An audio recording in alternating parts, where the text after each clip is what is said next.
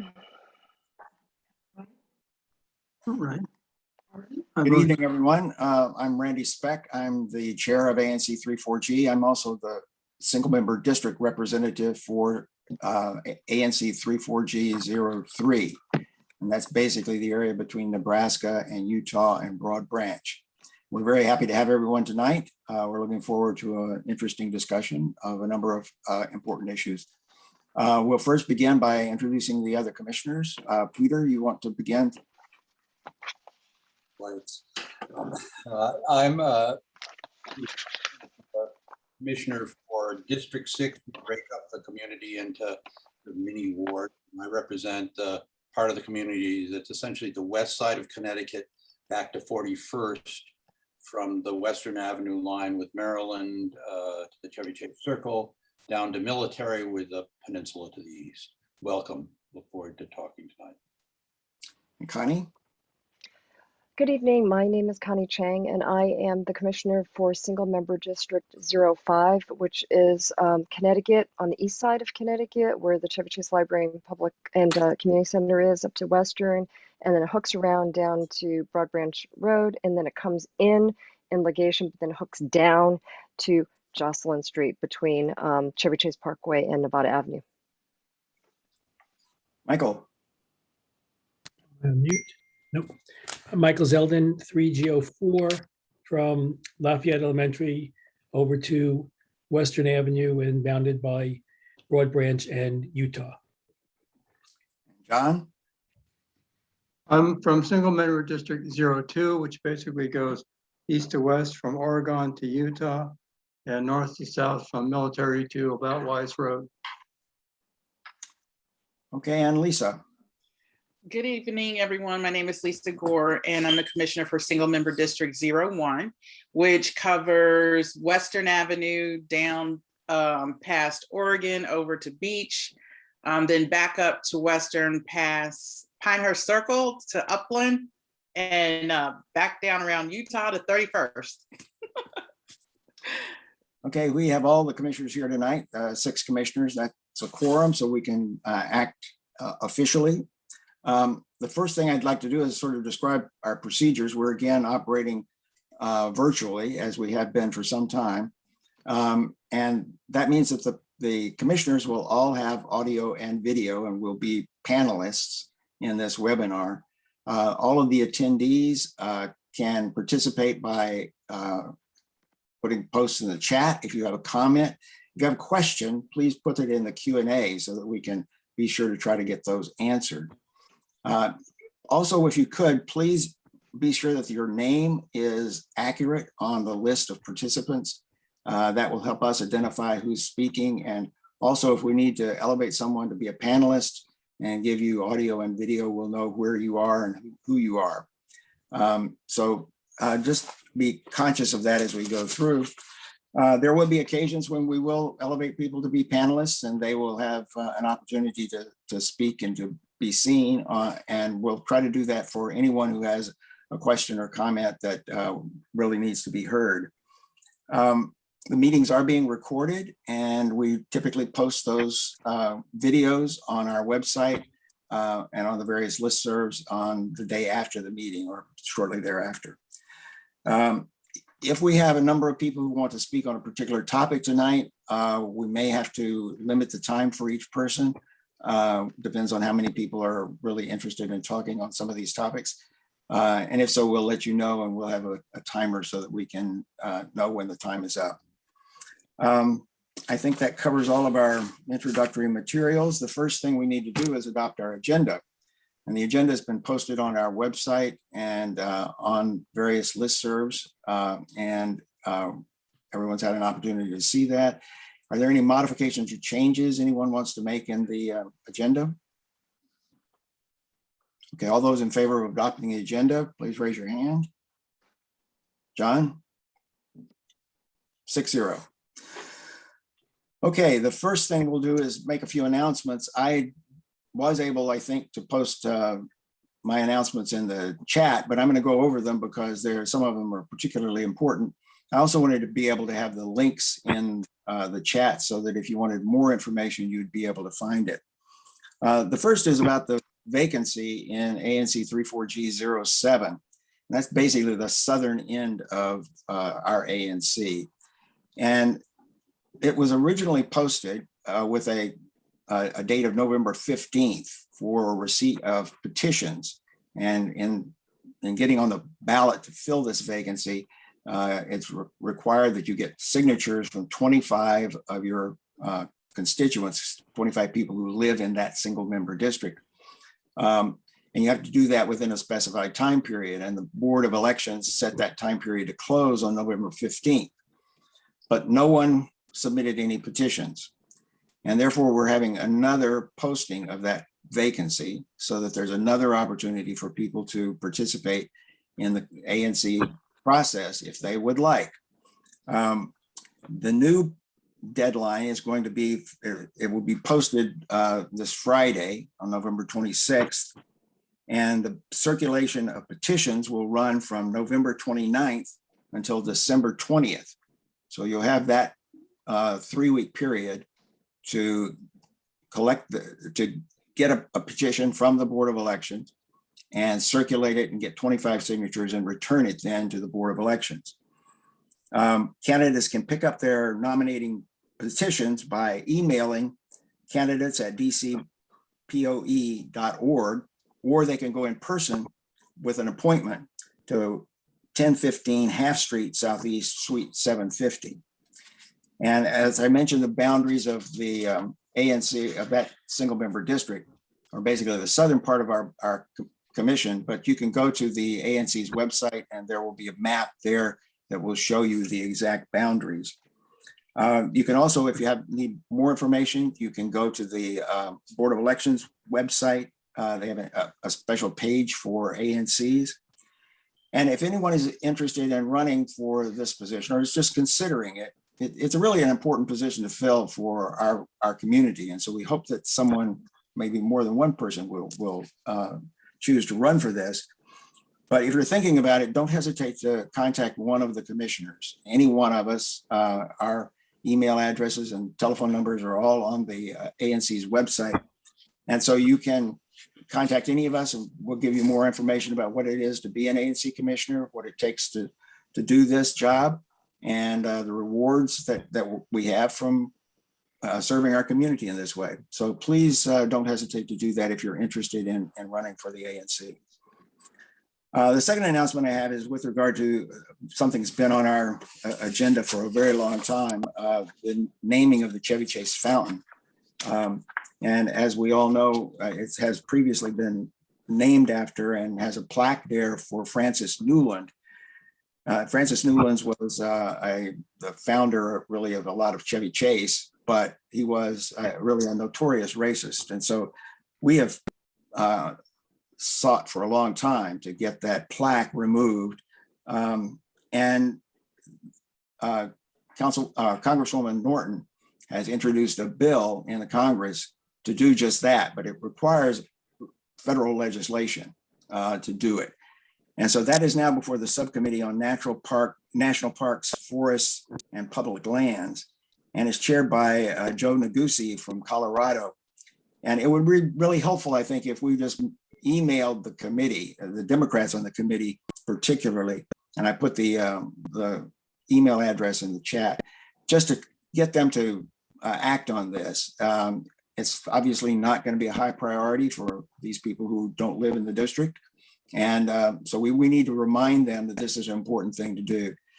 And if it's passed in the House, I'm sure it's going to be introduced in the Senate by Senator Van Hollen from Maryland. And so hopefully we can get it done. We certainly need to get it done in this legislative session. In that same regard, Congresswoman Norton and the National Park Service, I'll remind everyone, I mentioned it at our last meeting, but they're holding a joint meeting on Thursday, December 9th at 7 o'clock. And you can email the Congresswoman's email address, it's in the chat, to RSVP for that event and get the Zoom link. And that'll be a good opportunity to ask both the Congresswoman Norton and the National Park Service about things like the naming of the fountain in Chevy Chase Circle and when that can get done. Finally, we're going later in our meeting tonight, we're going to be talking about redistricting for the ward boundaries, but I just wanted to remind everyone that there's also going to be redistricting for the ANC boundaries and the single member district boundaries. All of those have to be done as a result of the 2020 census. And so that the ANC, the single member district boundaries are all about 2,000 people. That's required in the home rule statute. And so there will be a process that will be similar to the setting the boundaries for the wards that we'll have to go through for setting the single member district boundaries. And that all is going to be done beginning in December. And anyone who is interested in participating in that process, there will be a task force in each ward that will work on those boundaries. And anyone who's interested in doing that can contact Abigail McLean, who's in Councilmember Che's office, and Lanice Edwards in Councilmember Louis George's office. And they will be handling setting up those task forces. And that would be a good way that you could participate in that process. Okay, that's all I have. Any other commissioners have announcements? Randy. Yes, you Lisa. mentioned that this information was going to be posted in the chat. Are you going Did it not get there? Yeah, this happened to me, Randy, where I post it before the meeting starts and it gets all lost. It's not visible to people. Okay. Yeah, so you'll have to do it again. Okay, at some appropriate time in the meeting, I'll try to do that when I'm not busy with something else. I'm sorry that I tried it, just didn't work. No problem. Okay, anybody else have announcements? Peter. Andy? Peter had his hand up first, then you, John. Okay. Peter, you're muted. Go ahead, John, particularly if you're going to do a Murray. Yes, I'd just like to do an update on the Murray ECC field situation. Just quickly, 5 points here. I'll read them. On November 22nd, the DC Board of Zoning Adjustment, that's today, issued a formal notice of a public hearing for the Murray ECC proposal per application number 20643. The public hearing has been set for March 9th, 2022 at 9:30 a.m. The notice includes all relevant information regarding participation in the virtual hearing, either by live presentation or submission of comments. Point 2, on November 16th, Murray and the ECC conducted a virtual open meeting for residents as part of an ongoing community engagement program. Murray has posted responses to 72 comments or questions on the school's website and provides a comment portal on its website. Also, Murray plans to hold additional forums for residents to include dialogue with engineering and other technical advisors.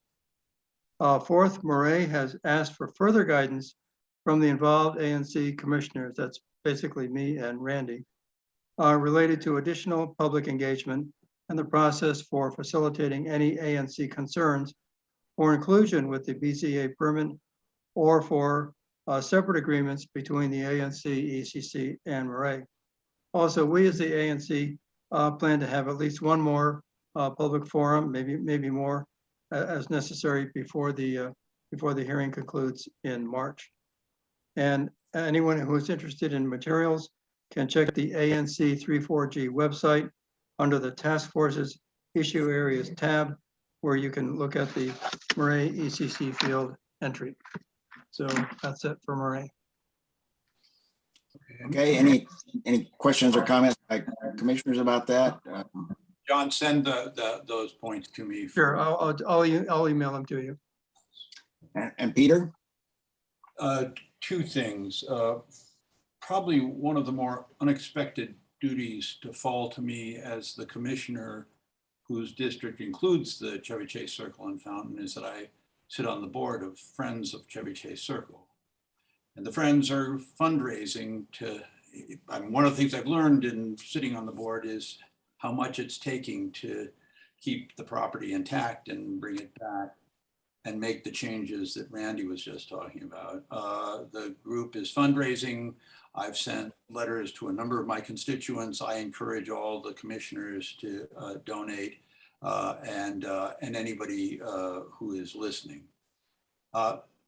On another issue, which my fellow commissioners have heard me about too many times, the dangerous intersection at Military Road and Chevy Chase Parkway.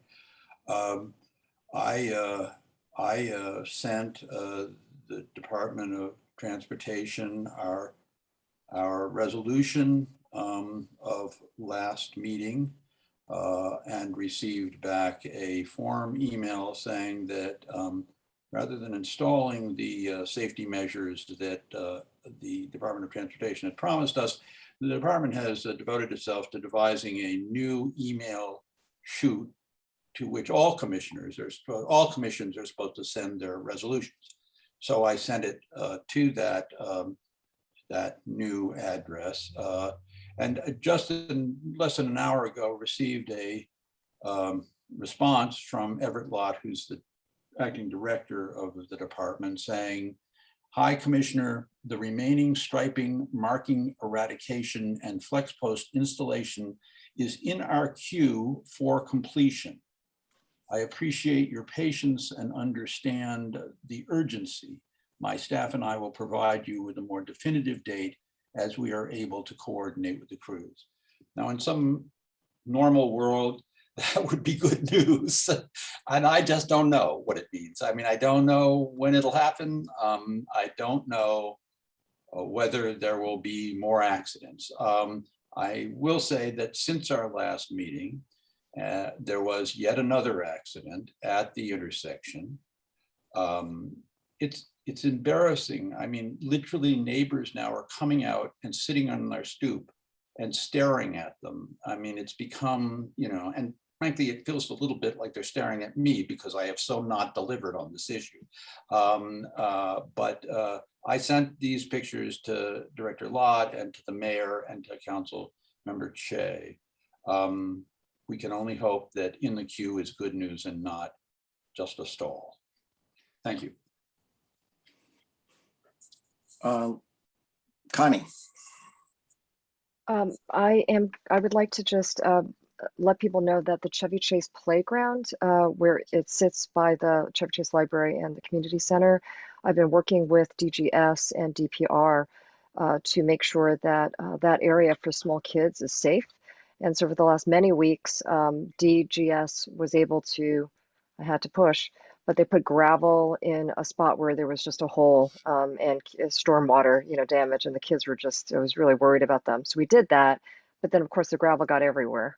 So now we're trying to put a liquid sealant on that gravel, and I'm working with Caesar, the manager of the community center, to get that done. And then all the repairs that really need to be done on that turf, that has just been stalled because of supply issues that seems to be affecting every industry right now.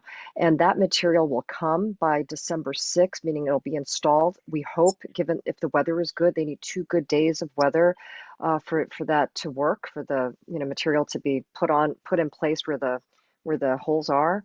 And they're also going to test this next quarter. They're scheduled to test the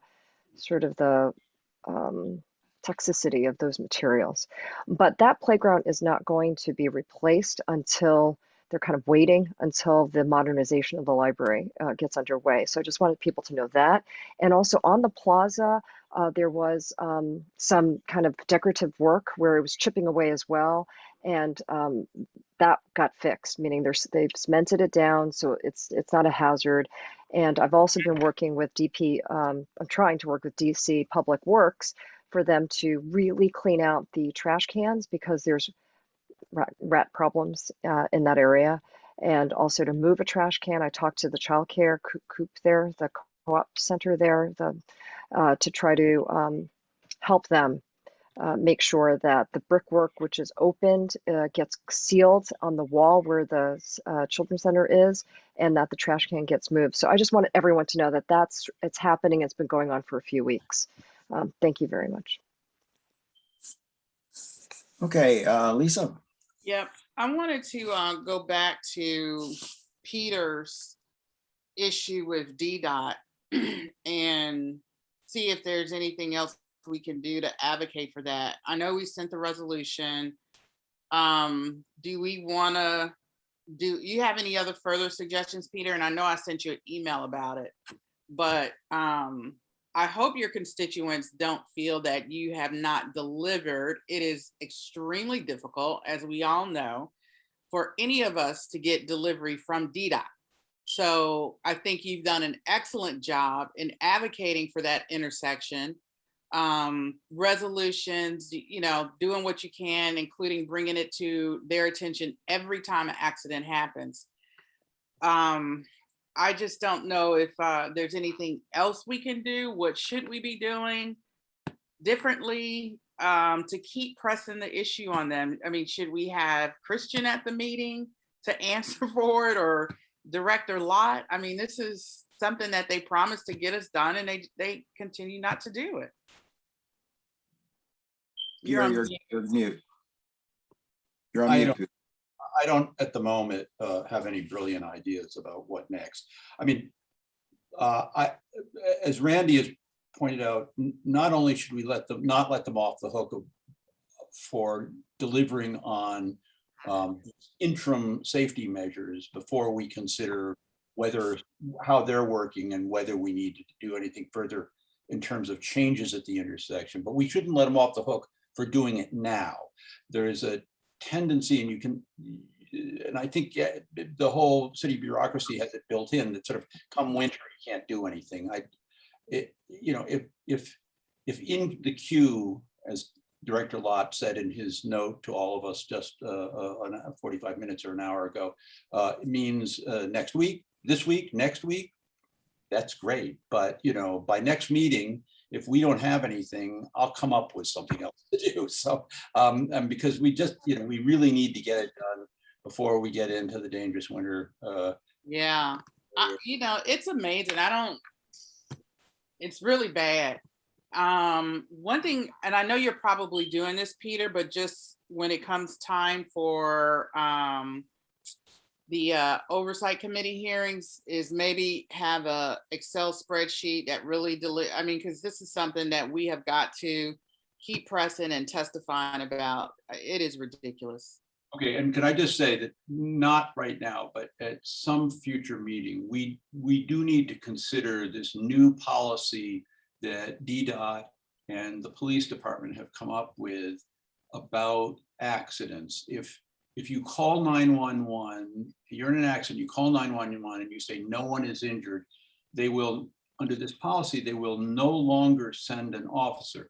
And Lisa has spoken to the issue of, resource allocation, and that maybe you don't need an officer, but you need someone, particularly at an intersection like this, which is a busy main thoroughfare and a side street, because people are shaken by the accident and they understand they're supposed to leave everything in place. So absent some authority figure, what happens is that the cars involved stay right where they are, traffic snarls, and basically only by the passage of hours does anybody finally say, screw it, I'm going to call my insurance company and get this towed. So it's just a policy that maybe it makes sense on the side streets. It does not make sense on intersections like this or on streets like Military Road. And maybe I'll be happy to help you on this. DDOT is core to my heart, but that's something that I think is a good idea to let them know immediately if we can work it in. The other thing I'm thinking too, Randy, Peter just got the response back from the director saying basically it's in the queue. I think we should follow right back up with the letter saying, when is that? Asking him specifically. Right. Being in the queue is not a specific answer. I'll happy to draft a letter and get it around to people tomorrow. Okay, great. Okay, anything else? Oh yeah, I actually had something other than that. Just real quick, I just want to give a shout out to my single member district. We had and this was sponsored by Chris Dietz, who is a resident on Chestnut Street. They had a little celebration of the sidewalk project being completed. So Randy, you probably have been on the commission long enough to know that has been a long project, But they did a celebration on Friday. It went really well. Councilmember Janice Lewis George showed up. Director Lott was there as well. And it was a good time. Good. Yeah. So shout out to Single Member District 01, especially Christie's. My first meeting on Chestnut Street was about 7 years ago. First sidewalks, 7 years. Isn't that crazy? Connie? One more thing is that I did pick up like 50 of these 20 is plenty signs from DDOT's location down in, I think it was Northeast. And I have some. So if anyone would like any, you should just email me at 3g05@anc.dc.gov. I'm happy to drive it over and give you some signs. I've already given it to some neighbors and also to commissioners. Just let me know, even in chat here if you'd like. I'll just note your name. Okay. I see that Councilmember Shea is trying to join the meeting. Is she an attendee? I can't see that. Well, let me see. I think she's in. I see Mary Che as one of the participants, Okay. the attendees. Well, we'll try to get her in soon. We need to go first get Faster. community announcements. I know Amir had some announcements, but if Amir, you could put those in the chat, we'd appreciate that. Anybody else have announcements that we need to make?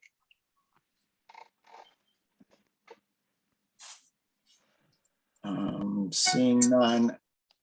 I know that we've got two people who are short on time. One is Mathew Frumin, who is here to present on the Lisner Home project.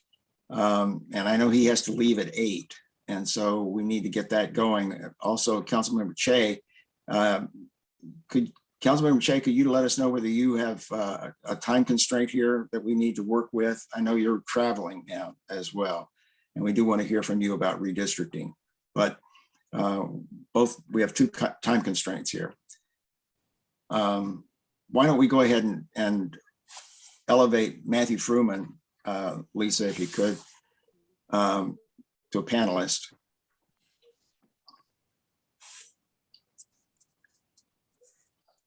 And I'll make him co-host too so that he can present. Thank you, Commissioner Speck. For Councilmember Che, if I can go a little longer than 8, and if Councilmember Che is really crunched, I don't want to try to step in front of the queue on her. If she wants to see the Lisner project, that would be fun too. That would be fun too, I'm sure. I'm sure she's very interested as well. Let me just give a brief introduction here. Mathew is the president of the board of the Lisner Home, which I guess all of us know where it is. It's over near the intersection of Military Road and Western Avenue. And he has been involved in trying to do some development there, make some changes there. The Lisner Home has been a great asset for our community for a very long time. But they're in a position now where they need to make some changes.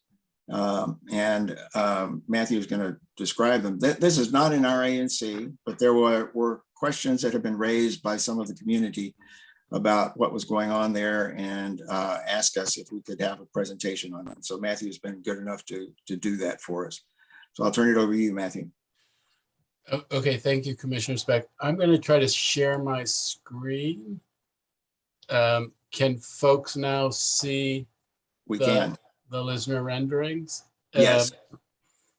So this here is the Lisner Home, and it's an assisted living nursing care facility. It's been there on Western Avenue. You would have driven past it many times and looked and seen a kind of Addams Family looking mansion across a circle and might have wondered what that is.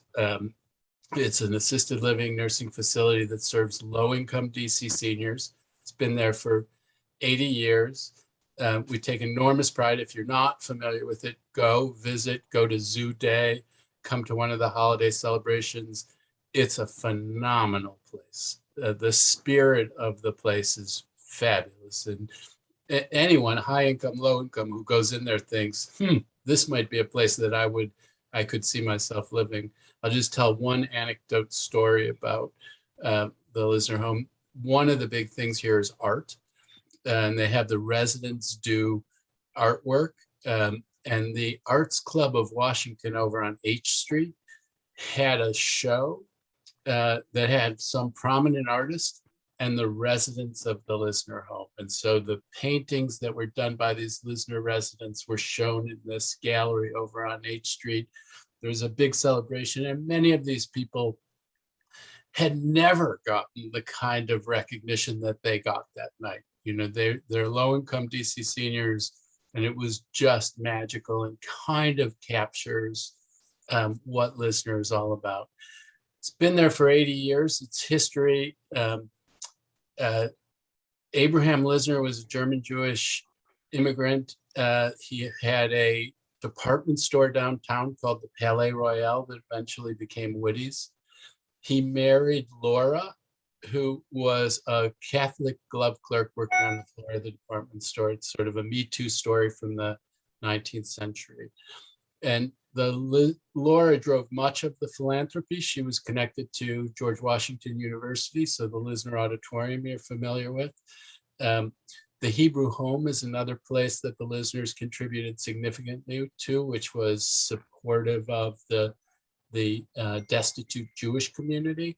And the Lisner Home was a non-denominational home for low income, and it's not a pretty story, but it's part of the time, white women, the kinds of women who Laura Lisner worked with on the floor of the department store. Eventually, the Lisner board facilitated a lawsuit so that the racial covenant was lifted. And right now, our population is mixed, majority African-American, men and women, majority women, all receiving excellent care. So we operate at something of a deficit, not something of a deficit. We've been drawing down on our endowment to the tune of $1 million a year, and looking at how can we right the ship financially. That was pre-COVID. Then COVID hit, which in the long-term care world is hard. Then a pipe burst in our 1940s building, the old building that you see as you pass on Western Avenue, gutting everything, the first, second, and third floors. We fixed up the first floor so it's workable, but the second and third floor are gutted and unusable right now. And so we need to renovate the second and third floor at the old building in order to put it back into use as a 21st century facility. We deliver fabulous care, but our building was built in 1940.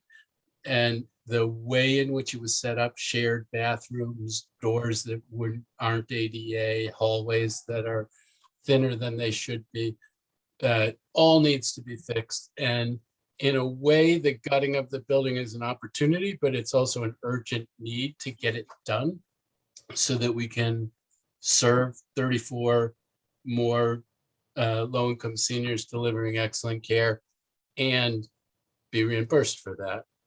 So we looked at what kinds of things we might do. And so this is the site plan. And one of the things that's worth bearing in mind is here, as you come off of Livingston Street, it's a slope. It's a kind of hill, and you come down, and this is a loading dock below ground. And there's a parking lot over here, and there's a parking lot over here. But because of the way that the site is set up, the most natural place to put something new would be over in this area, using the slope of the hill so that you can put parking underground to a large extent. You're lower here than the houses across the way, so whatever you build here is less imposing across the street than if you had built someplace else. If you built someplace else, you need to have a curb cut, figure out a way to do underground parking. Here, it's natural. One of the other important things about the site for people who might be familiar with it is the trees. There's a lot of trees there and we want to keep the trees. And so again, building over where there was a parking lot and a loading dock, you're touching fewer trees than you would need to touch in another place on the site. So this is a place, when we've thought about a new building, this is the natural place to put a new building. And as we looked at our options, we thought a thing that we could do that could help us to get the 1940s building renovated and project our mission more thoroughly would be to build a senior affordable housing project. So our vision, our long-term vision for the future is a continuing care community. You hear about those for very wealthy people. We want to have a continuing care community from independent living, assisted living, nursing, someday dementia, for moderate and low income people. And we are extraordinarily well positioned to do that. So affordable senior housing projects our mission and gives us the opportunity to get some funding that we can then use to renovate the 1940s building. The way that happens is that you make an application to the city, and you hear about the Housing Production Trust Fund and the proposals for affordable housing. Well, one of those is coming up, and you make a proposal to them to get support from them, either Housing Production Trust Fund dollars or access to what are called low-income housing tax credits. So you hear a short-term LIHTC building, and you build in the cost of, you get support that builds in the cost of the building and the cost of the land and the cost of other things. And the land value that would be part of this project could be on the order of $8 million. Maybe let's use $8 million as a target. The renovation of the 1940s building is likely to cost $12 million. Lisner would probably put $1 million of its own dollars in. We have, if you follow it, it's now known as the Lisner-Louise-Dickson-Hurt Home. And there's also the Shoemaker Home that's a part of ours.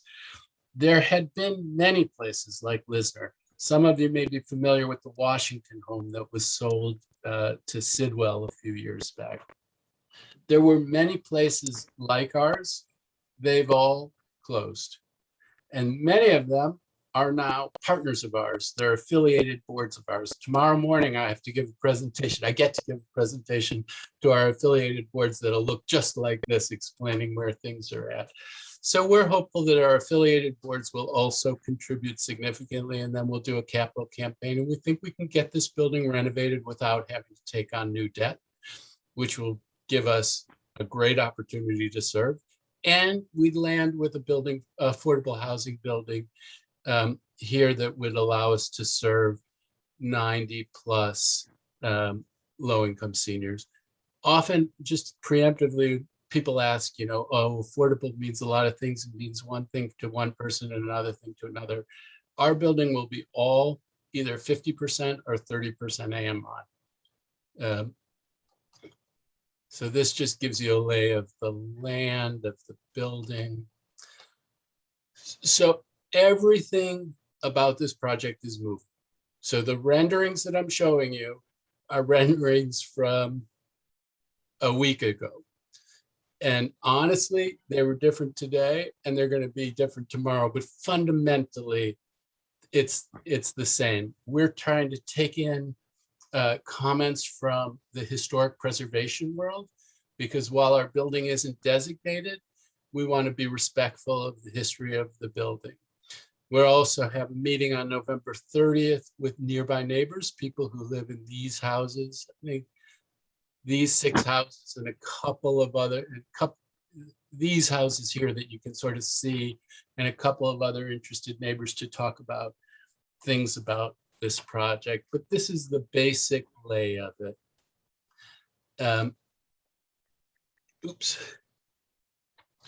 So I talked about the slope of the land.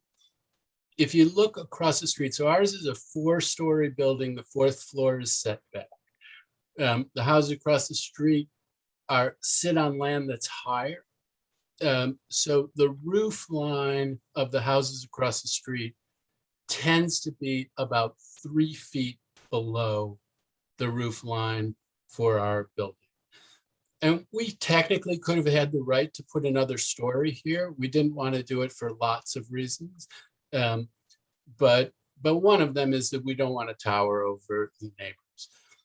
The other thing is the setback of these houses to the sidewalk is narrower than the setback that we have from the sidewalk to our building. We wanted to create a significant buffer between our building and the sidewalk and the street. And you'll also see in different renderings how the trees fit into that. But we didn't want to build up to the building line. We wanted to set back as generously as we could so that we would impose as little as we could on our neighbors and still have a project that was viable. I'm going to go through these pretty quickly, but this is the underground garage. You can remember the loading dock over here, the parking lot over here. So you come in off of Livingston through the curb cut that already exists. No new curb cut. Cars come in and out here. This area here is where we're going to do our loading. The loading and the trash that'll happen here, all screened from the people on 42nd Street. We also, because we're going to be doing loading here in this area between the two buildings, this is the kitchen area and storage area. We're going to have this as amenity space, so nobody has an apartment that looks right out at a place where trucks come and go. There will be apartments above, but there won't be apartments looking right at where the trucks come and go. We also have a link between the two buildings. We do fabulous things in our building. We want to be able to offer it to the people who live here. We expect fabulous things to happen here. We want to offer it to the people who live in our building. So there's a link between the two buildings. Also, if someone, we actually have, you don't think of it in a place like this, but we have good food. And if people here wanted to participate by getting food in our building, we would want to make it possible for them to do so. So now I'm just gonna, you sort of see the different floor plans. Now we're at the 3rd floor. And again, I don't want folks to get too wedded to this. It'll look like this. It'll look this shape, but it'll be a little different than this. And it'll be a little different in response to input from different stakeholders. Now, I don't want to take too much time because people have questions. This is kind of renderings of what the massing will look like. So this is the main building and this is as seen on Western Avenue, but I think there's some better things that show it to you with kind of, so here is how the building will look from the parking lot.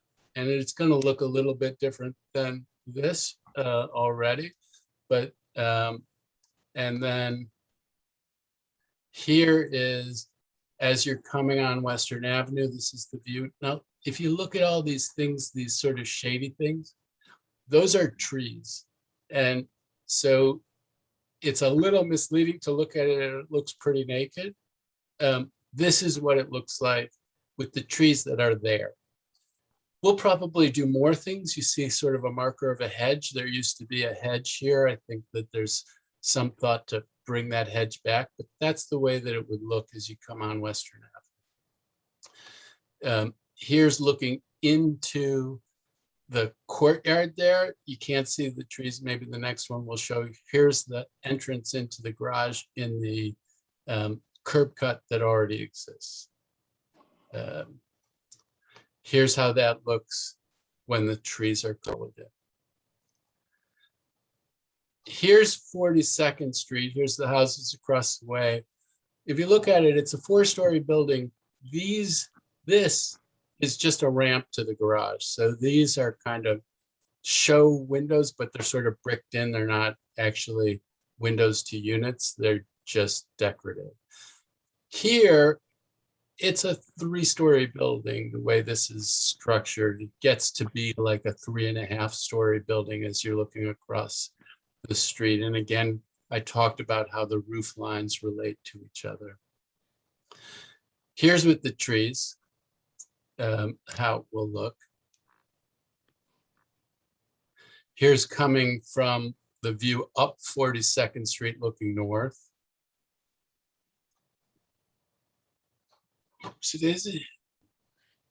So here again is how it fits with the existing building and the houses across the way. Again, another version like that. Now, when you build these buildings, they have to meet stringent environmental standards if you do a LIHTC project. So it's not, they don't use LEED, but this is going to be 21st century sustainable construction. And like I'm going to stop.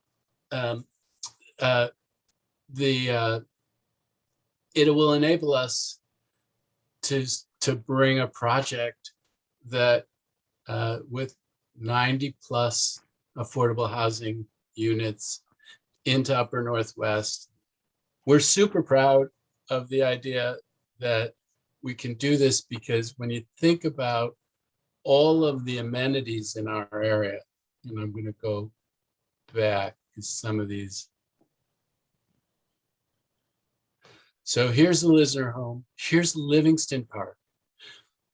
Here's Montgomery County Park. Here are all the amenities in Friendship Heights. The idea that we could bring a building that would serve 90+ low-income seniors in an environment that enjoyed such amenities is really a point of pride for us. One of the things people get anxious about is with new construction is school overcrowding. Here, there's no school overcrowding issue. That's not to say you shouldn't build things where there's going to be kids, but one of the things that people are sensitive about is school overcrowding. We want to be a continuing care senior campus, and so that's how we fit in. So I'll tell you, and there are people on who will raise issues. Vicki Davis from Urban Atlantic, who's our partner, and I think Chris Vernick are on this call as well. And I suppose if they have something that they want to have chimed in, please text me. They can also raise their hand if they want. Okay, then Randy can, Commissioner Speck can call on you. Our neighbors feel like, whoa, they hadn't seen this specific proposal, and we've shared the specific proposal with them a couple of different times. We're going to meet with them. We feel like the proposal was designed to be very sensitive to their needs, and we're going to work with them. The final proposal isn't going to look exactly like what you saw, and isn't going to look exactly like what we have right now. It's going to evolve through a back and forth. It's important that we do a project that's on this kind of scale, because that's what is meaningful, but we want to work with our neighbors to figure out what can make them feel the most comfortable about it. The other thing is, we sought a change to the future land use map to allow this to happen. And we went through a process with the ANC 3E a year or so back, and it was all talked about at that time. And the ANC supported a change to the future land use map to allow for moderate density residential. It had been suggested we should ask for medium density residential, but we did not. We thought that was more than we needed. The ANC supported it, the Office of Planning adopted it, the council embraced it and included it in the future land use map. It went through congressional review. The future land use map now has this as moderate density residential. And we're asking for a map amendment to RA2 in order to conform with that and to allow this project to go forward.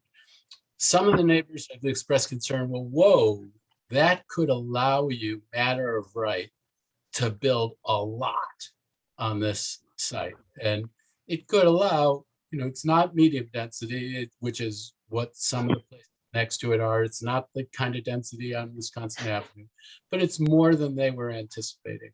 And they want to make sure that we have some kind of a process if we do something big. And we're willing, and we're going to try to work out how that would work. I have to say, if we get stymied in doing the project that we're trying to do, it's harder to do that because we're going to be in trouble. What I didn't say is we were spending about $1 million out of our endowment before COVID.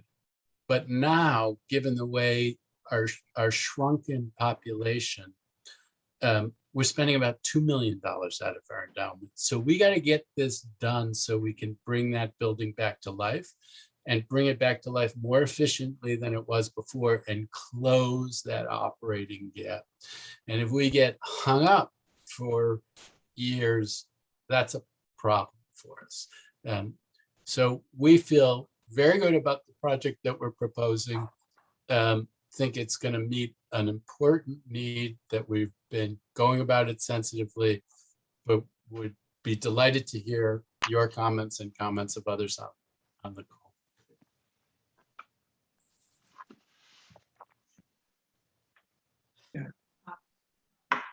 Matthew, you want to take down your shared screen so we can all see each other again? Okay, sure thing. Okay, Commissioner questions. John, you had your hand up. First of all, as a resident of Norwood, I am very sympathetic to your project, and I salute your commitment to providing affordable housing for these people. You say that you are going to have maybe a $12 million capital campaign, which would cover the cost of the construction. My question is, once you get this done, if you get it done, you will have the operating costs to run the facility. And I believe that assisted living does not receive Medicare or Medicaid support. Dementia and acute care does. So I'm concerned about your cash flow for that segment of your operation. Once you're going to have to sustain this once you get these buildings up. So I'd just like you to clarify that situation for us. Happy to. So the assisted living that we're going to do will be vast majority Medicaid. Medicaid has a thing called an EPD waiver, where if there's a person who otherwise would qualify for nursing care, Medicaid will fund them. And the amount changes at different times, but the Medicaid reimbursement rate for assisted living gets you close to where you break even. We also may have some kind of moderate income rooms because we get demand from people who live in our community all of the time. And so we may have rooms that can be funded at a slightly higher rate than the Medicaid rate.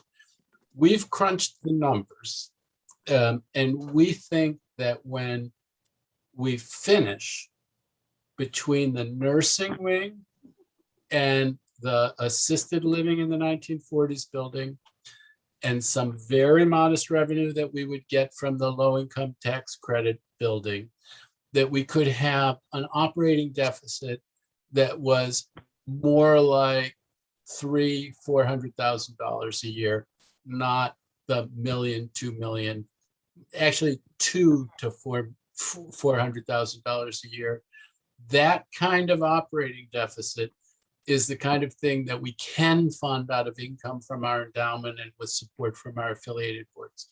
$1 million a year, the clock is ticking. $2 million, clock's ticking really fast. But the layout that we're talking about gets us to where we can be sustainable. One of the other things, John, that you mentioned about dementia care and short-term, and you didn't mention it, but another is short-term rehab. We very well we will be exhausted when this is done, when we renovate our 1940s building and build this other building. But the other thing that's on the horizon for us someday is dementia care and short-term rehab. And those are, even for low-income seniors, more lucrative and could further close that gap or move us into the black. But we're a philanthropic, mission-driven organization. So we don't need to be making money. We just can't lose so much money that we are unsustainable. Connie? I have a few questions. One is, what is the age requirement for those who are living there? Is it 62 or older? What counts as a senior? Oh boy, I should have brought Warden Sue. I think. Okay, Vicky said 62 plus. Okay. Okay, great. Thanks. What is the population now? Well, we have about 60 people now. We have about 50 people in the nursing wing, and we have like 9 or 10 people in a wing of the old building for assisted living. So it's about 60. But before the building was gutted, it was more in the 80 to 100 range. Okay, so the 90 is in addition to what exists, correct? Right. The 90, at the end of the day, we would have like a 60 unit nursing wing, the main building 40-ish, so that's 100, and then the 90, I think it's 93 units. It would be 193 rooms for DC seniors of one form or another. Okay, and what is the process you're thinking of applying? So for people who are interested in that low-income affordable housing units, how do they, what are your thoughts? You know, I think I'm gonna let Vicky, who's done more low-income housing tax credit buildings, speak to that. So, Hi, Vicky. hi, how are you all? What I would say is there are typically, when you go for 9% low-income housing tax credits, which we're planning to do in the next round, 20% of the units are reserved for people who are coming off of a list that DC maintains, and sometimes they have caseworkers, sometimes it's special needs, and they have Section 8 support. The remainder go first through a lottery one time, and then it's project-based. Okay. And then my next question, I'm sorry, I just have a few. My next question is, That's why we're here. That's why as you were talking, I was putting my questions down. My next question is, how long will it take to build this new building? Let's say how long will your capital campaign last? And then when would you start? So can you just give us a sense of the timeline? Yeah, so our hope, and our fingers are crossed, is that we are going to make an application in this round. Our hope is that we will get an award. We will learn that we were going to get an award in the spring of next year. Between the date that you get an award and you close on the deal, it takes a while. But once we get an award, we would take out a line of credit to start work on the 1940s building. So in the summer of 2022, in the perfect world, we would be doing the 1940s building and bringing it back to life. In the spring or summer of 23, we would have closed on the LIHTC building and moved to do the LIHTC building. And that could take 9 to 12 months, I think. Correct me if I'm wrong. 12 to 15 months to build it and be up and running. So we're talking about 90 to 100 unit building. So for 2 years, we'd be going for 2 years, and then when we finish that, I think we're going to really need to stop and take a breath.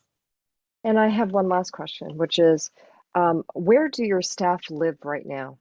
Are they in the area? And where will staff live? Have you given that any thought? Yeah, I mean, staff live all over the place. They mostly don't live in the area. We do, one of the things that we do that makes us special is we do have some live-in people, so that there's somebody there 24 hours, a trained person who's there 24 hours. But most of our staff doesn't live in the area, and I mean, we're near a metro. And bus. And where do they live? Other parts of DC, or are they in Maryland? I don't know. I'll ask Thank you. and get you an email with I'm an just answer. interested. Thank you. Yeah. Thank you. Peter? First, to both Matt and Vicky, my greatest admiration. Talk about threading a needle. So, and fully understanding that this is an evolving design. Let me see if I can turn to what I suspect will be one of the sore points or the contentious points. If the slides are up, it's the driveway into from 42nd Street and Livingston. Just tell me, right now, the driveway into that loading area and parking lot serves vehicles going both ways. Will the driveway, will the curb cut be any bigger? Matt, do you want me to take that one for a minute? If you want to. Just the elevation. Yeah, so, it's an open parking lot right this moment, and there's quite a steep driveway down into it.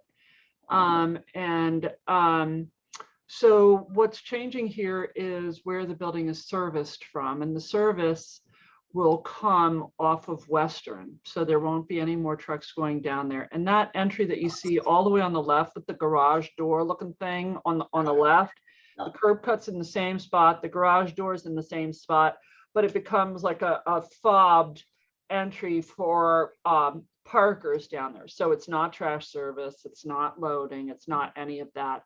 And what's happened is, if you know the circle off the front on Western, you can have a car come in there, K-turn back into the area between the new building and the old building, load, do trash, do food service, do whatever, conditioned trash, so it's a rodent control mechanism, and then exit through Western. So the impact on the neighbors for noise of an engine, shifting gears on a grade, and the sightliness of it is actually significantly improved. And just so to the extent that you've done traffic studies so far, does that mean that the traffic to what is now the entry that the neighbors deal with is going to be, you expect less traffic, in addition to less noisy traffic, just plain less traffic there? Just plain less, just less noisy, more appropriate for neighborhood scale? Yes, all of the above. Thanks. Hey, Lisa? Yes. How you doing, Matt and Vicky? Just a quick question. Is there going to be any residents temporarily displaced during construction? No, I mean, Oh. in a way, that's a sad thing, because our population is down. During COVID, we didn't take in new people, and so we're housing all of the people we have in either the nursing wing or in a wing of the existing building. We have to be careful about taking new people in. We have to have room for them, but nobody will be displaced. Right, and the new building is on top of what's now a parking lot and a loading Okay. area. Okay, any other commissioner questions? Michael. I can't see because Matt's got. Michael. Matt- Okay, should I stop sharing again? Yes, please. I just want to share. Okay. Michael? Am I off mute? My question is whether or not plans could be incorporated into your development that'll provide for an opportunity for there to be a senior center, community-based senior center. There's no senior center west of the park. It's a terrific need in the community. I'm wondering whether, as part of your grant application process, or just thinking generally, you could think, you don't have to answer that right now, but whether you could think about whether there is an opportunity to build something like that into your process? So like a full-blown senior center is, I don't see how we can carry that freight. But the Lisner home, one of the things that we want to do through this process is draw the community in more. And we have, and Vicky can tell you about the tug of war that we've had. We need more amenity space. And so we're going to have a lot of amenity space in this building. I didn't walk through the floor plans of it, and we intend to offer a lot of different things. We have a lot of amenity space in the Lisner home now, and finding ways to include seniors from the community into the things that we'll be doing on this senior campus is a priority. I mean, I think that would be very welcomed by many of my constituents. I think I may have the oldest constituent group among the senior single member districts. But I'd be happy to work with you in any way I can to help facilitate that in some meaningful way. Okay, and I mean, COVID makes a mess of everything, but I mean, I can't tell you the number of times where I've gone into the Lisner home for the Christmas party for a concert where, you know, you walk out moved. And we need more people to understand that about our institution and to enjoy it. John? Just one last question. What is the interface between ANC 34G and ANC D on this project? It's 3E. 3E, Yeah. sorry. Yeah, I mean, I don't know. You could talk to each other about it. I hope that the interface will be that someday you both pass strong resolutions in support. But you could reach out to them. In that regard, Matthew, could you just tell us what the timing is for the zoning commission hearing? So the zoning commission just did a set down. And I don't think that they've said what the hearing date is on the map amendment. I think it's going to be a bit before, because the zoning commission's backlogged with a lot of different things, but we'll let you know. And we'll, you know, we're going to be in front of ANC 3E a fair amount, and we're more than willing to come back to you to show you, how the project is evolved. I mean, when this is a block and a half away from your ANC and you have a lot of interest in this, we're more than happy to come back. Connie?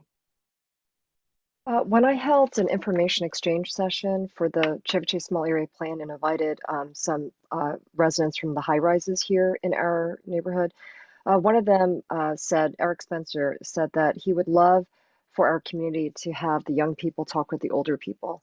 And so this is, pretty important. And at the beginning of your presentation, Matthew, you said there's, people who pass by maybe know the home, but maybe not, right? So I do want to support what Commissioner Zeldin said. I do think there's a need, and it's kind of a ripe opportunity right now. DPR just recently put out a notice for a new recreation specialist in the community center from their senior kind of division. And so hopefully that'll come again. I guess this kind of role has been empty for a while. So that's a possibility, and that's in our neighborhood. And what you guys are doing, maybe there's a way to figure out programming. There's just, more communication. This is, years down the road, but it would be nice if we can open the communication channel. And as Vicky said, some of the slots will be 20% is allocated to what the DC government has collected as a list. These individuals live in our neighborhood. They may not even know each other. And it would be really nice if we could facilitate conversations across. So I just want to bring that up as something to just keep in mind. 100% for it, Connie. When we do the Zoo Day, I don't know whether folks here come for Zoo Day, which is for kids in the neighborhood, but getting more deeply integrated into the neighborhood is a key goal for us. Okay, we are getting past 8 o'clock now, and I wanted to get Councilmember Che and the discussion of redistricting going, and I know Matt's got other commitments. I mean, if there are burning questions from people in the audience, I don't want people to feel just talked to without an opportunity to say anything. I have a couple more minutes, and Councilmember Che will chastise me later if she's unhappy about me making her wait. Well, and there will be other opportunities, as you mentioned. This is not a final project by any means, and we're going to have other opportunities for the commission to consider this and for anyone in our community to weigh in as well. And we will be, I think, coordinating with 3E to make sure that we're aware of what they're doing and that we can coordinate our efforts in some fashion. Does anyone in the audience want to raise their hand if they've got something they want to ask? Otherwise, Matt, oh, there's Councilmember Che. Does you have a question, Councilmember? No, I just wanted to thank you, Matt, and thank you for the presentation. But I also wanted to add, I have never chastised you. And wouldn't even think about it. So that's all. That's all I got. Thank you. Matt, thank you very much. This has been terrific. We appreciate it. We appreciate all the work that you're doing. You and Vicki both are doing great work there, and we appreciate it. We're looking forward to the project as it evolves, and so we can learn more about it and weigh in at some point. Fabulous. Thank you very much. Thanks, everybody. Thank you. Okay, the next item on our agenda is the council's proposals for redistricting ward boundaries. And Lisa, you want to lead that discussion? Yeah. Starting with Councilmember Che. Yeah, I'm not sure how much of a discussion is left on this, but Councilmember Che, we wanted to get this on the agenda because there were a couple different maps that were floating definitely throughout my single member district that had showed boundary changes between 3 and 4. I think since that time, the final proposed map has come out from the committee that's looking at this with no boundary changes towards 3 and 4. So if you could just kind of, maybe give us the most updated information, anything that you have on the old maps versus the new maps, and just kind of reassure the community where the boundaries, lie as of now. Okay, let me put this together from where we started. When the numbers came out and the boundary lines were shown, Ward 3 was in the happy middle, not near the top, not near the bottom, but like right in the middle. And so there was no need to make any change. Nevertheless, some people did contact me about changes possibly in Chevy Chase, and then more so in Foxhole. Okay. And so in terms of what was possible, it struck me that we could at least talk about, because going back 10 years, there was much more, agitation, I'll put it, to bring, okay. But at that time, I didn't have much room at all. And the room that was there, I thought it was best to devote it to that part of the ward from the zoo down to Calvert, because the east side of Connecticut was put in Ward 1. And those folks wanted to come back to Ward 3. And so there was enough room there to bring them back, but really nothing for Chevy Chase. So I told folks, it's not going to happen. And even at that, it brought us I think within 9 people of the maximum 5% over. So that was then. So it wouldn't have surprised me if there were some folks still interested in Chevy Chase coming back into Ward 3. But also I was now getting information, community sentiment out of Foxhole.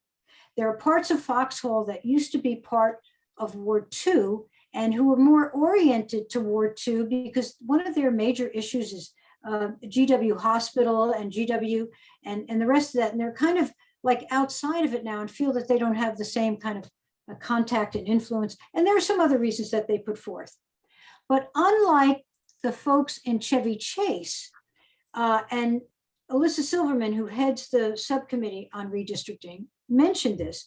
Unlike the folks in Chevy Chase, the folks in Foxhole passed resolutions, ANC, the Community Association, the most directly affected ANC commissioner and others, there was, for lack of a better word, a kind of a groundswell to say parts of this should come back, go back rather to Ward 2. And if that happened, then of course Ward 3 would have more room to perhaps recover parts of Chevy Chase if there was interest. So what I did was I spoke to Alyssa Silverman, and I got the vibe from her right out of the gate. She said, look, we've had COVID, we have all these things that are, upsetting people. She said, why don't we just leave things as they are all over? I said, well, why don't we look at it and see what can be done, see what's possible.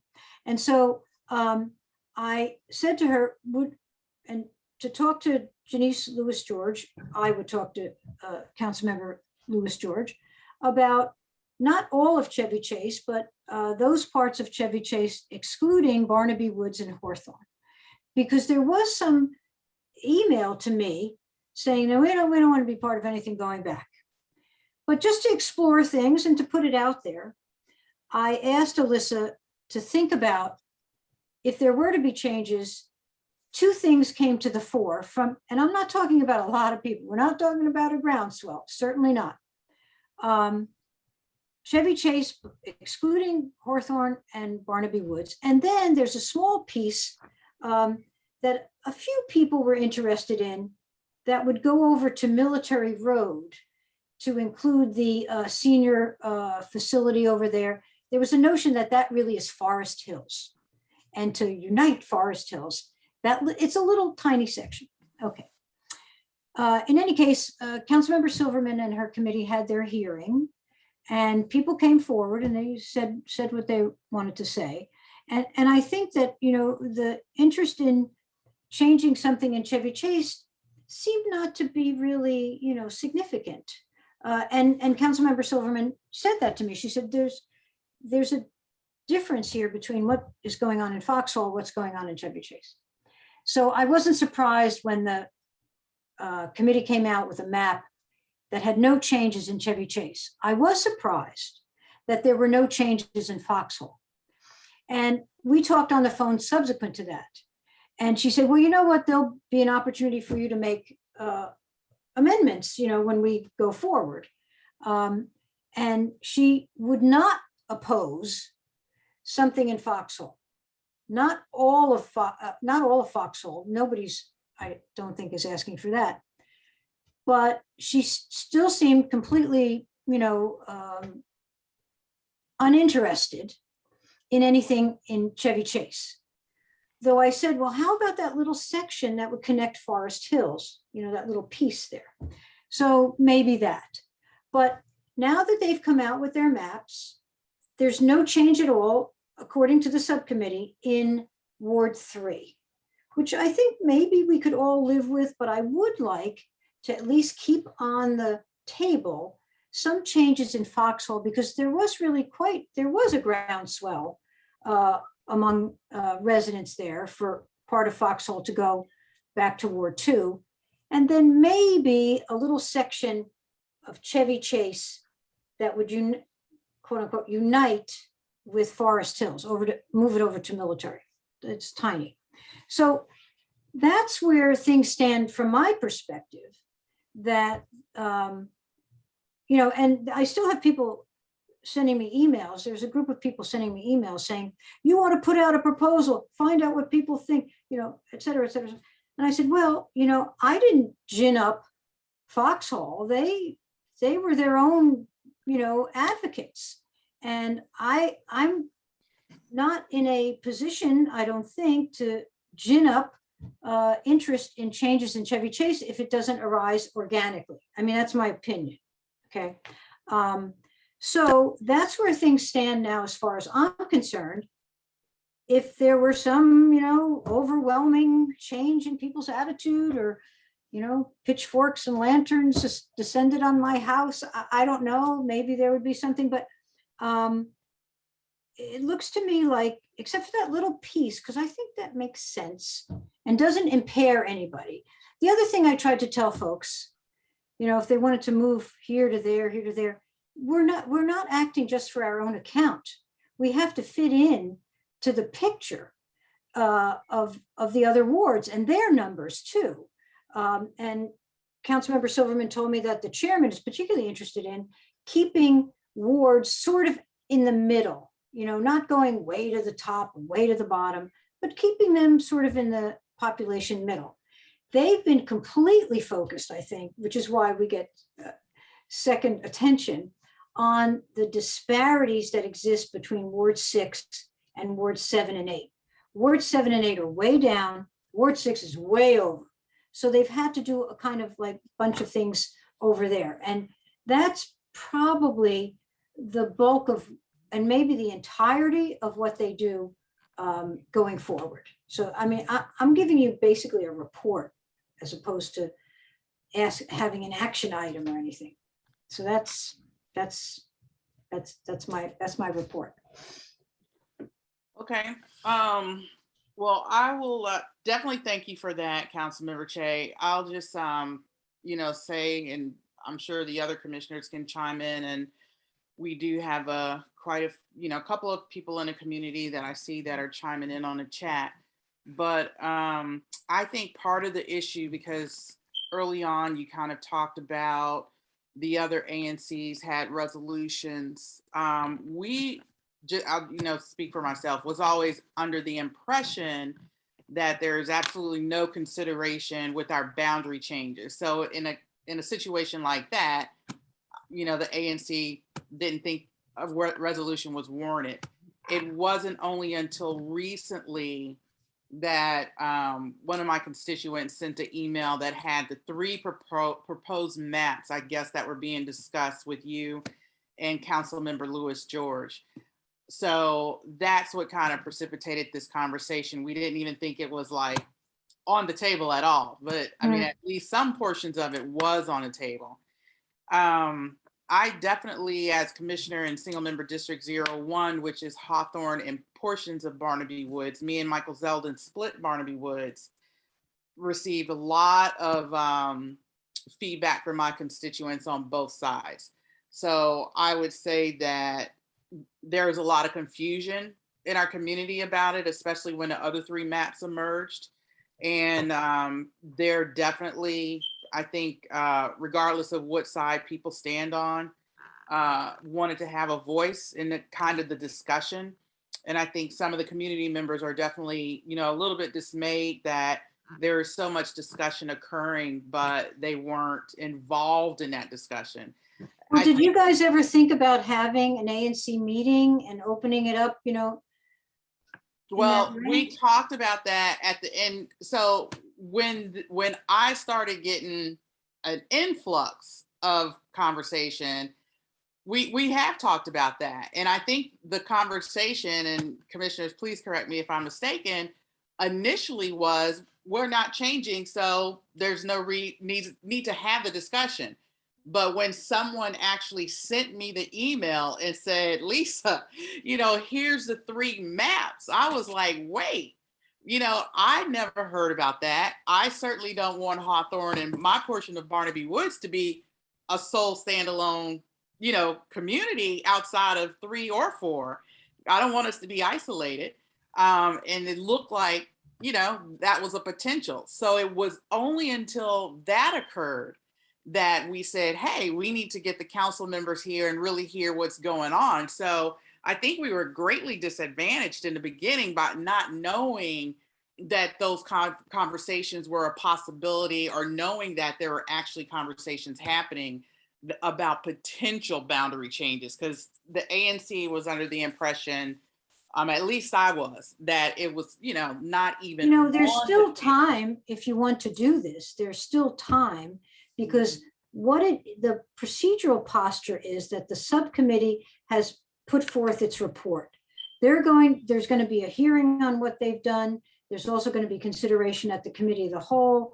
There is time to weigh in on this if that's what you all do, but there's time to have, a community invitation to come and talk about it. I don't know what that will show, because you're talking about, you said, I was interested, you said you got an awful lot of emails and such and you said on both sides, my traffic has been, just a handful of people. So, so No, there is discussion out there, and there are people. I mean, my husband, for example, no one's gotten an email from him nor asked him about it, but he has a very strong opinion about it. So there are definitely people in the community that have been discussing about this, but I think the sentiment, and there's people on the community here that'll speak, was that nothing was going to happen. And then at the last minute, we kind of, figured out that there were things happening in the background without the community knowing. And that's there's something in the chat from Andrea Rosen. Councilmember Che, you're not our council member. I know that. I think that's a person who wants to change things. But if there is to be a vehicle for this, your ANC 34G, and there would be time enough to have a roundtable or a community viewpoint meeting or something like that. I don't know if you have any interest in that, and I'm not trying to give you all homework, but you could still do that. But Mary, if we did that, what's the realistic likelihood that it'll have any impact whatsoever? To Lisa's point, we were of the mind that no matter how much we agitated, things were staying as they were. And I wouldn't want to go through the exercise of having an ANC meeting and getting the community present and offering their opinions to only send it off into some, black hole that didn't But matter. Michael, as I told you, Councilmember Silverman, and she may have, and it was, I got the vibe right off that she didn't want to do anything. But then later, when I kept saying, well, why don't you at least consider these different possibilities, et cetera, she said, well, there's been no groundswell of interest, in Chevy Chase, which I had to concede was probably true. And you're saying at the outset, we thought there would be no changes. Well, how did you reach that conclusion? Was it the conclusion of the ANC?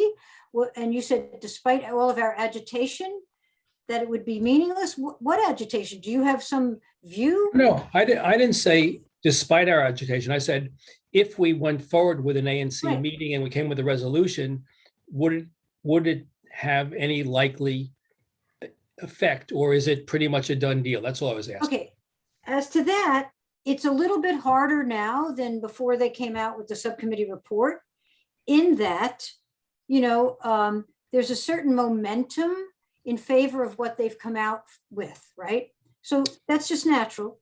But then on top of that, whatever kind of change, let's say you all passed a resolution for some sort of change, it would have to be seen in the context of what does it do to the other wards?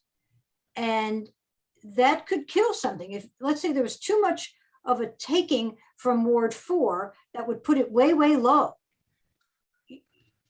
That itself would be an argument against it. So it's unclear, but nothing will happen in Chevy Chase if there isn't some manifestation of a desire, some sort of a consensus. I'm telling you, I got it over in Foxhole. Okay, I got it, didn't get it here. got it. Thank you. Any other commissioners have questions? Comments? Randy?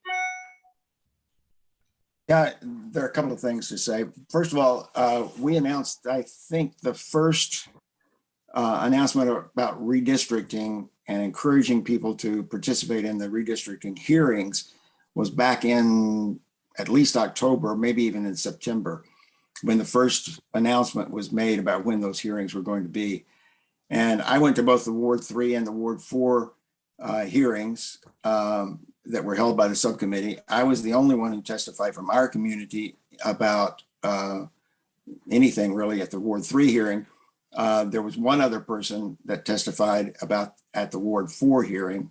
So there wasn't a groundswell there, despite the fact that we had really tried to get the word out that the hearings were being held.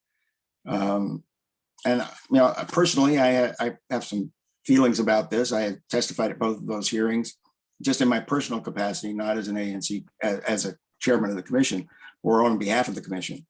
But yeah, I think there are some benefits to the situation as it exists now that I certainly think should be considered in the process.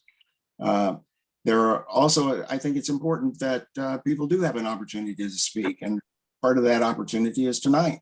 We advertised that this redistricting was going to be on the agenda tonight, and so we've got, I think, about 25 people, 22 people who are in attendance tonight. So this is an opportunity for people to speak if they have an interest in doing so. I don't know that that's going to be representative. It's just a small number of people, but nevertheless, that is some opportunity. And we would be glad to do more than that. I think as I think Lisa has mentioned earlier, we didn't really get any reaction from the community, despite a number of notices about this. We didn't get any reaction from the community until quite recently. And so it's only been then that some people have begun to say, well, what's happening with this? So I think there has been an opportunity for people to be heard, not as much as perhaps they would like. I think it's helpful to have your statement today, council member. We appreciate that. We appreciate your being here for that. I also got a letter from Councilmember Louis George just before we started our meeting tonight. And Lisa, do you think it would be appropriate to read that? Yeah, I was thinking so. Let's do that. Okay. Have it? I do. She said, this is to the residents of ANC 34G.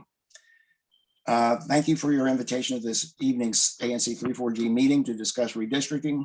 I have long-standing legislative meeting on my calendar this evening, so must send my regrets for this conflict. And in my stead, I send this letter to include as part of the meeting written record. As you know, last week, the Council Subcommittee on Redistricting voted to approve a map updating ward boundaries reflecting the 2020 census. The approved map made no changes in the makeup of Ward 3 and Ward 4, thus leaving the eastern part of Chevy Chase and the entirety of Hawthorne and Barnaby Woods neighborhoods intact as part of Ward 4. I listened to compelling redistricting hearing testimony from neighbors on both sides of the Chevy Chase redistricting debate. My office has similarly received a volume of emails split on that. And I know there have been robust conversations on neighborhood listservs. While recognizing the inherent challenges of maintaining the split within Chevy Chase neighborhoods, I support the subcommittee's recommendation that preserves the status quo.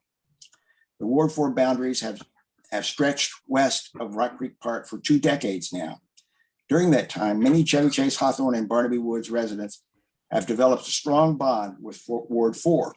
I have witnessed that bond firsthand while engaging with residents in the 34G neighborhoods of the ward through canvassing, virtual meet and greets, local transit, and park walkthroughs, farmers, pop-up markets, school visits, block parties, and more.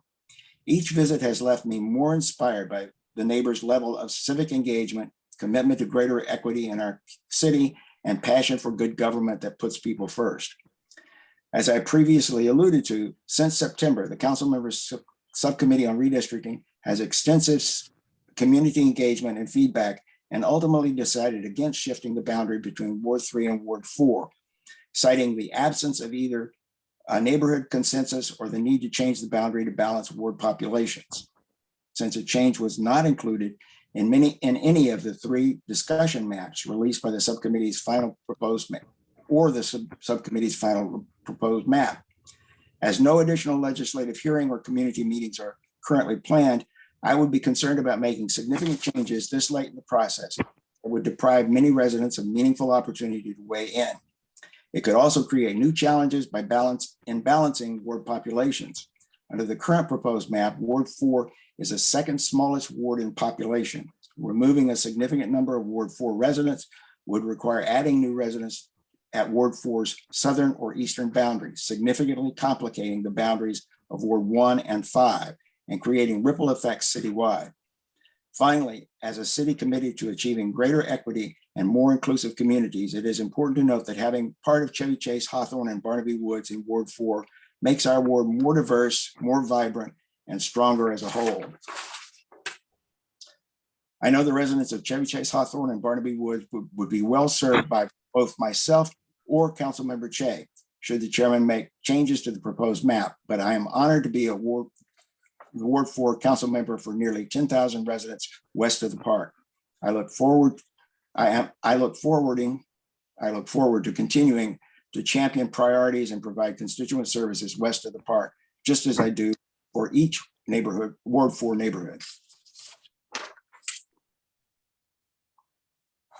There you go. So again, I think that as far as Chevy Chase goes, except for that little piece, I'm going to still try to make a case for that. Because of the, the emails I've gotten from Forest Hills folks thinking that that's part of Forest Hills. I don't even know if it really is, but kind of makes sense. I would suggest, council member, if you're thinking about that seriously, that you talk to the people at Ingleside, because they are the ones who would be most affected. And I know that they have, they become a real part of Ward 4, frankly. And so I'm not sure that the residents at Ingleside would feel strongly about moving toward 3. I think that's a great suggestion. But in any event, so the bottom line is, at least for me as of now, the recommendation of no change will be the recommendation. Except for Foxhall, and you all don't care about that.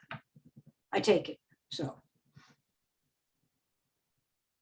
Randy, I'm gonna open it up to the community. Okay. I have a 9 o'clock and I need 5 minutes to prepare for it. So the latest I'm going to stay is till 8:55. Thank you very much for being here. Sure. Okay, I'm getting ready to promote Jay King.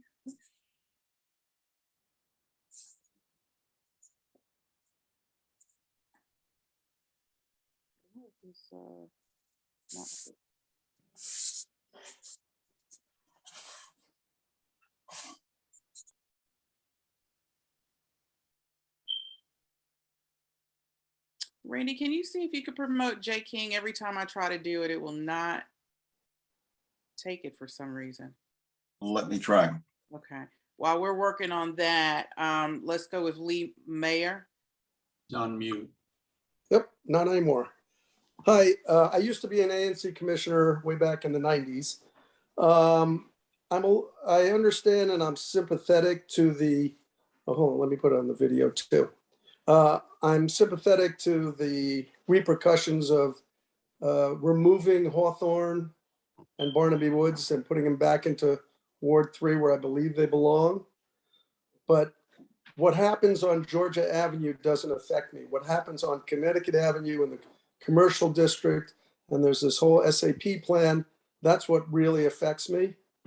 So I don't know why, well, I do know why we're in Ward 4, but logistically it makes no sense. We might as well be in, why not just put us in Ward 8? We're kind of an island out here. And again, my feeling is that we should be back in Ward 3.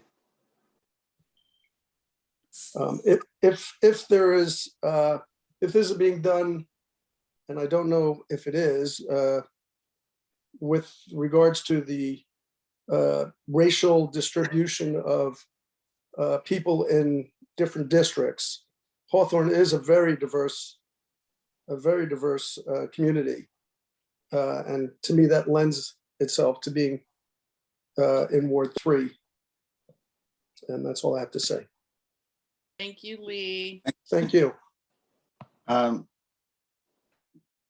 Jay King, I was having a hard time as well. I got a message that he declined to be promoted. Okay. If that's wrong, please send us something in the chat so we can try to correct it. I'm going to promote Carolyn.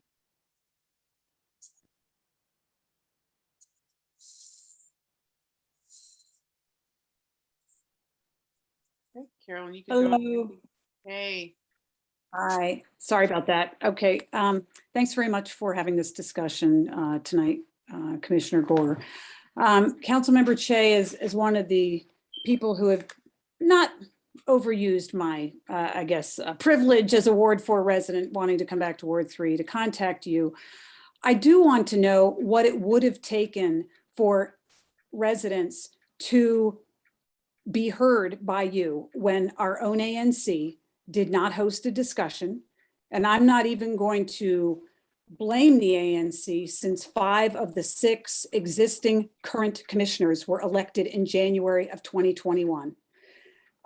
Because I remember what it was like, and it takes time to get up to speed on government affairs. And so you trust the seniority of the existing commissioners to take the lead on issues.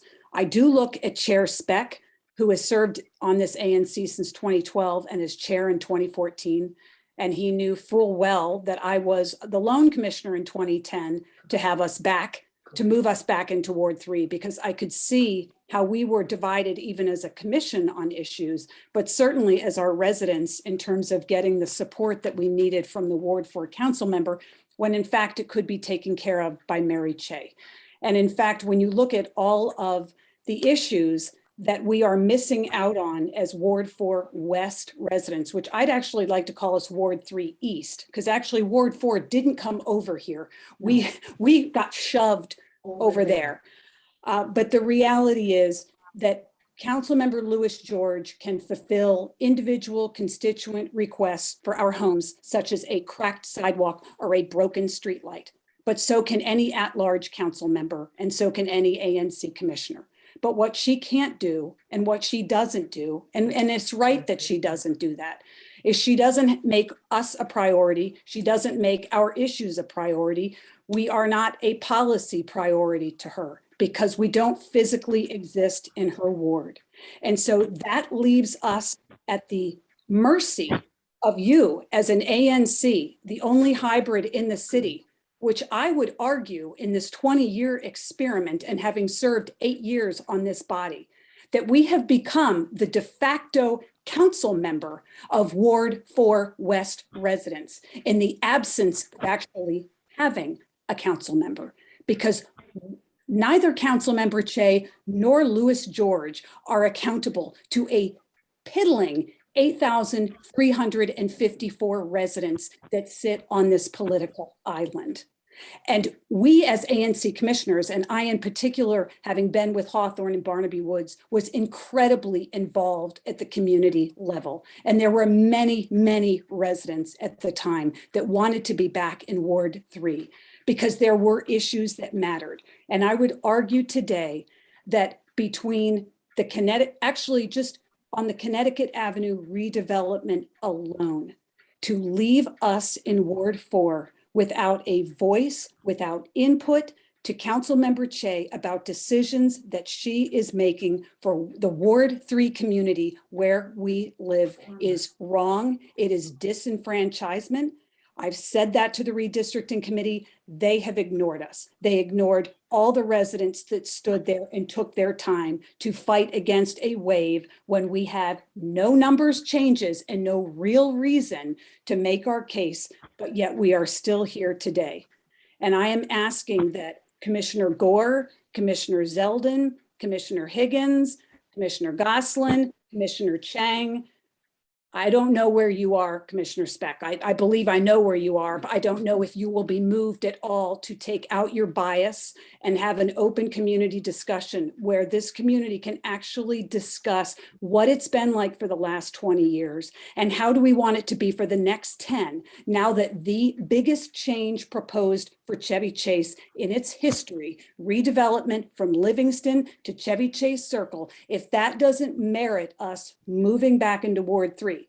And I assure you that if the community, if I am wrong and Hawthorne and Barnaby Woods and Upper Chevy Chase says, you know what, we are content to remain spectators of the Connecticut Avenue redevelopment, then I will shut up and sit back and go enjoy my holidays. But I am here as a former ANC commissioner who is still very committed to this community, who is still very committed to Hawthorne and Yes. Barnaby Woods, of which I paid very much attention, and who was very much heard on this ANC during my service. And I will stand by all of us as much as I can to propose a different solution than the status quo of what you are saying, Chair Speck. Thank you so much for the opportunity to make this statement. Thank you. Thank you. Thank you. Let's see. Jay King, I'm gonna try you again. Your hand is still raised, so I'm just okay. Thank you, Carolyn. Thank you. Okay, Jay King, you can speak. Unmute. Yep. Unmute yourself.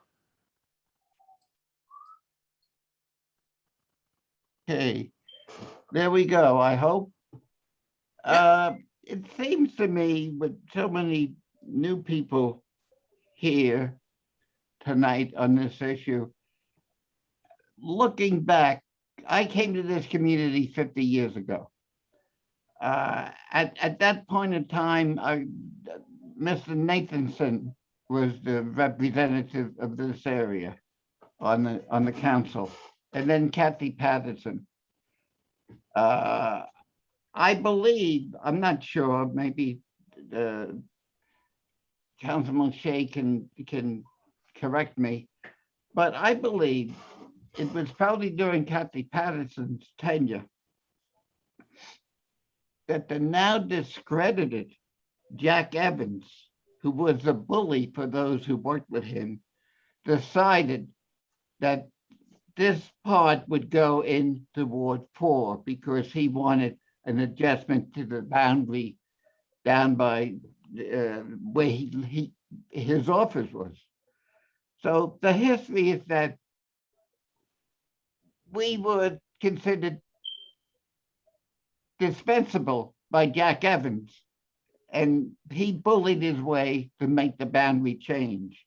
Now, as I understand it, Metropolitan Police, the 2D extends right about to the park boundary, just a little bit over at the 16th Street. So it's kind of a natural divide. The ridiculousness of the way the situation is.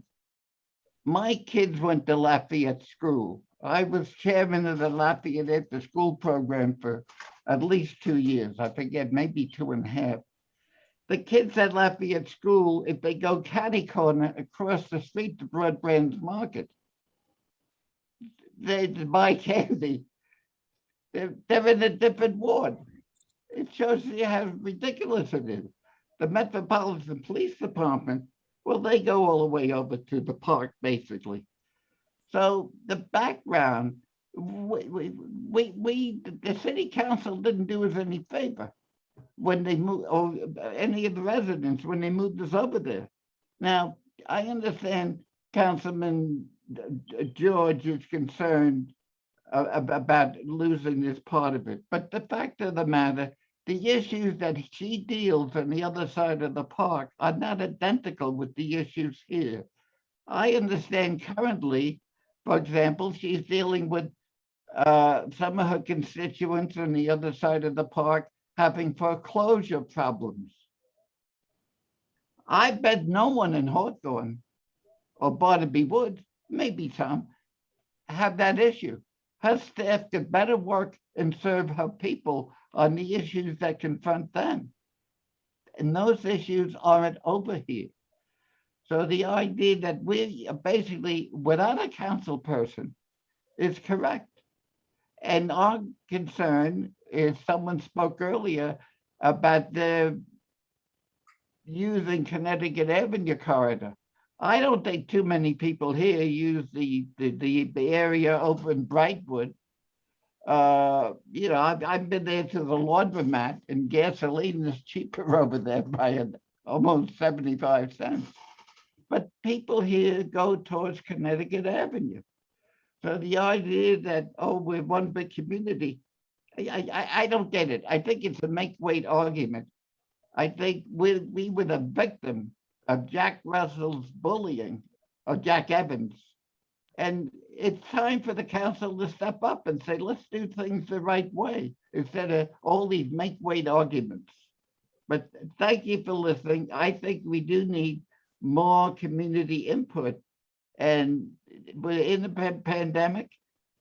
We haven't had open meetings at the Civic Center. 25 people signed on here tonight. That's quite a bit for a Zoom meeting.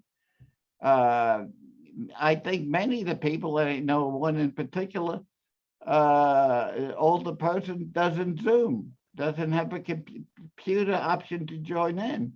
I think many of the people are not being heard. And I think they deserve a chance to be heard. Thank you very much. Thank you. Andrea, go ahead. Unmute.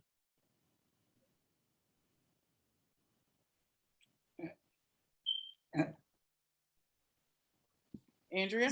Yes, Okay, we can hear thank you. you. The city government has never stopped treating the neighborhoods of Hawthorne, Barnaby Woods, and some segments of Chevy Chase as if they're part of Ward 3.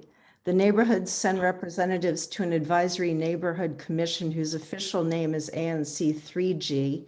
We only style it as 3/4G. As my ANC representative, Lisa Gore, noted, the Ward 4 Mokers don't attend our ANC meetings or community walkthroughs, even though the Ward 3 Mokers do. The Office of Planning and the Comprehensive Plan considers us as part of Rock Creek West, along with the rest of Ward 3. Most of us use Connecticut Avenue in Ward 3 for goods and services and metro stops in Ward 3 where we cannot park. We're even on the same leaf collection schedule as Ward 3. And there's a good reason, because most of Ward 4 is on the other side of a sizable natural barrier, Rock Creek Park. But as a consequence of our politically imposed separation from the rest of the ward, we don't vote for the Board of Education rep for the middle and high schools our children attend.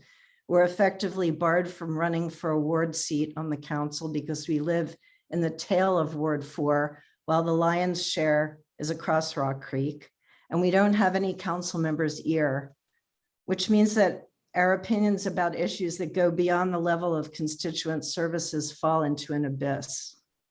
So that's why I feel that Barnaby Woods, where I live, should be restored to Ward 3, where it was prior to Jack Evans wheeling and dealing it away. Thank you. Thank you, Andrea.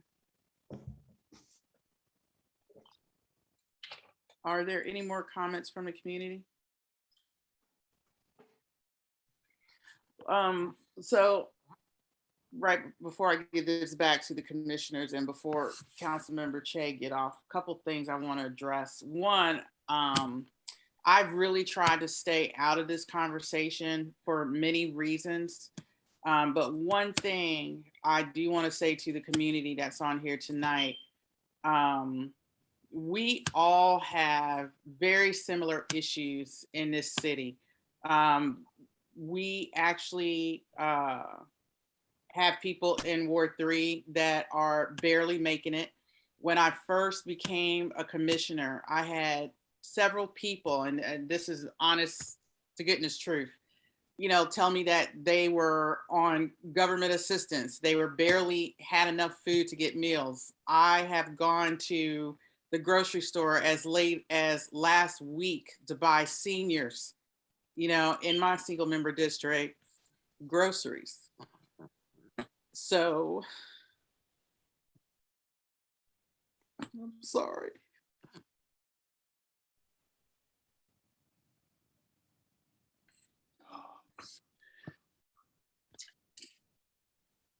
No one is exempt from the troubles and struggles that people are having. And that is not a reason to divide us. We do have people here that have foreclosed on homes. One of my jobs here before I came to this council was a housing investigator. I've had investigations in this neighborhood, so I know the struggles of people in this neighborhood. We've had gun violence in my single member district. There's a parent on Chestnut Street that doesn't have a son because he was shot and killed on 32nd Street. He was murdered not that long ago. So I understand the issues with this subject, but we cannot continue to say in this city that one ward doesn't have the same issues of another. Everyone in this city is struggling.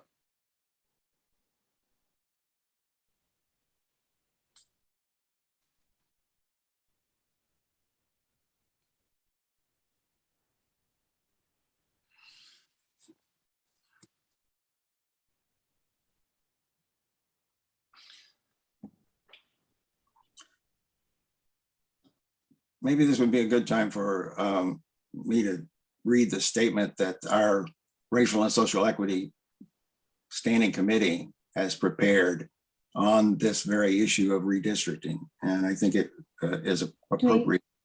Yes, yes. I'm sorry, before you do that, as I said, I do have to get off now. I have Yes. seen a copy of this resolution. I just want to make one small observation. I do think some of the language in there implies that people who want Chevy Chase or parts of it or whatever move back to Ward 3 are racists. That there's talk there of dog whistles and segregation and whatever. Gosh, is that really what you say? Is that really what you think? Because I'm not getting that message, and maybe it's not quite correct, and it might be wrong to paint those folks who want to change things from 4 to 3 in that light. So having said that, you all can pass whatever you want, but I did read it and it did cause me to go, ooh. So This is a statement that was prepared by our Racial and Social Equity Standing Committee, not by the commission. They've submitted it in the same way that the council gets advice on racial and social equity issues. Our commission has a standing committee that advises us about racial and social equity committee issues. And it consists of people from all over our ANC. Okay, all I'm saying is if you adopt it as your own, you might want to think about the actual language in it and perhaps be concerned about it. That was my reaction when I read it. So. Could I just ask, following up on the council member? So you're going to read it, and is that the sum total of it, or are we voting to adopt it or not? Because if we're voting to adopt it, I have some language changes, at least one. Oh. So we'll have to decide. This is just what is submitted by the committee. The commission can act on it in whatever way they want. Okay. And meanwhile, I'm going to have to say goodnight. Thank you very much. And thanks for inviting me. And I guess we're going to be talking more about this in the future. Maybe. So, thank you. Okay. Have a good night. Thank you.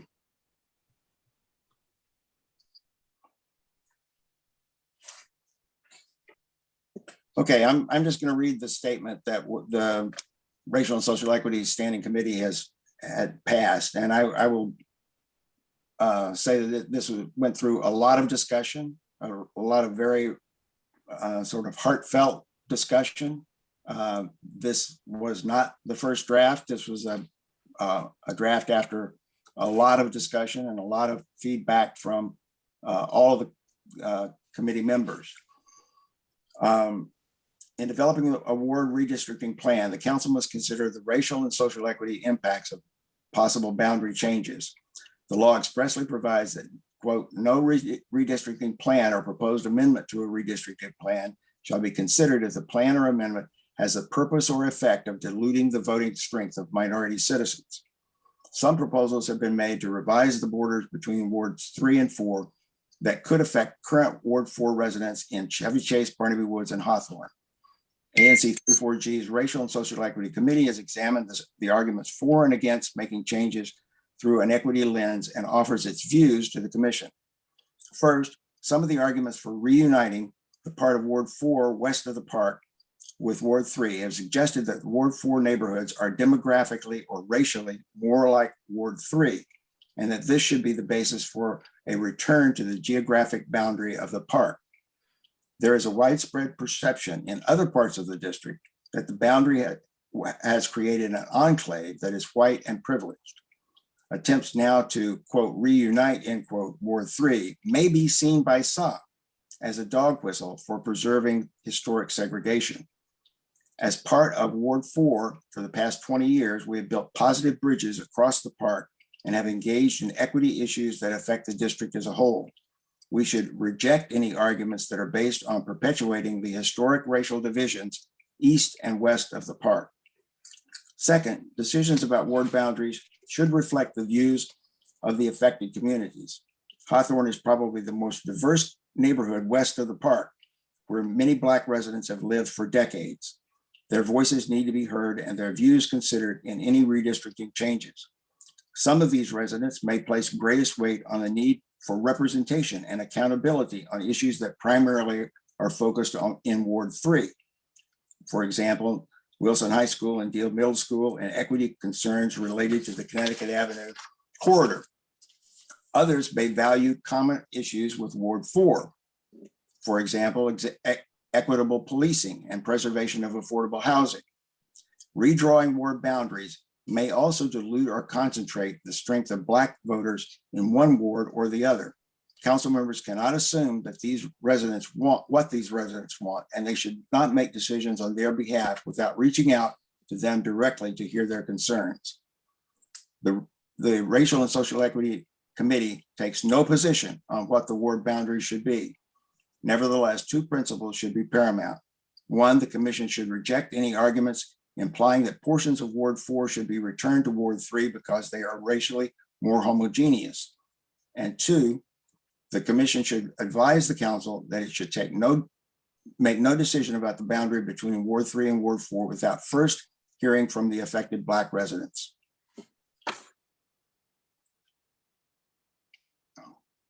So any comments on that or questions, Peter?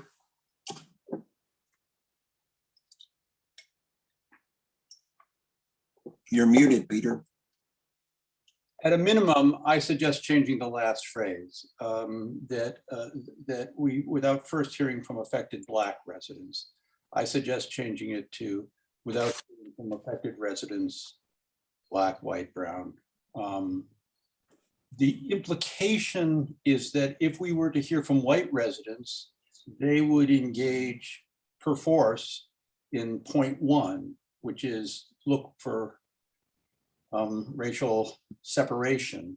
And that is as much a damaging stereotype as the stereotypes that I think some of us worry whites who make the argument that we should be looking for more homogeneity are engaged in. So I think at a minimum, we need to make this address all the residents of affected neighborhoods.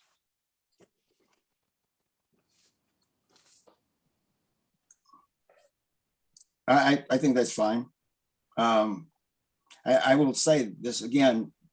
I was the final scribe on this, but this is the this was a result of a lot of input from both Black and white residents who are on the Racial and Social Equity Standing Committee. You were there, I think, Peter, too. No, you weren't there for that one. Look, one thing we could do with this is simply say, we hear what the members of the Standing Committee say. I mean, that would be fine.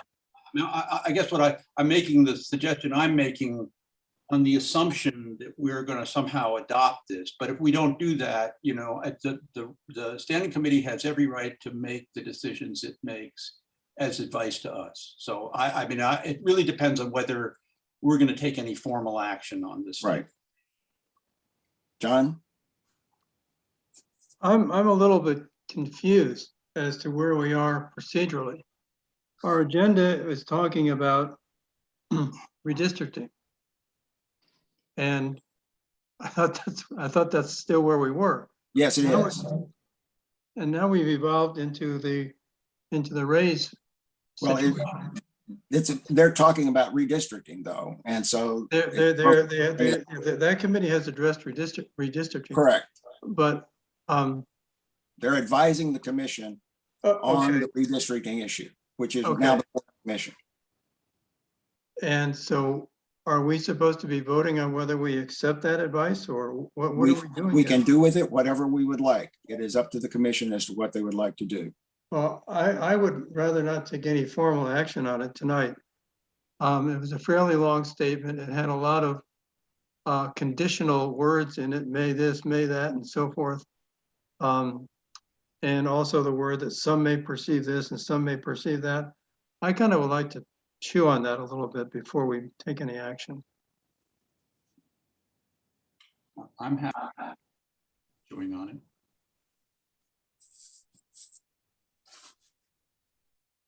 Anybody else have any comments? Michael?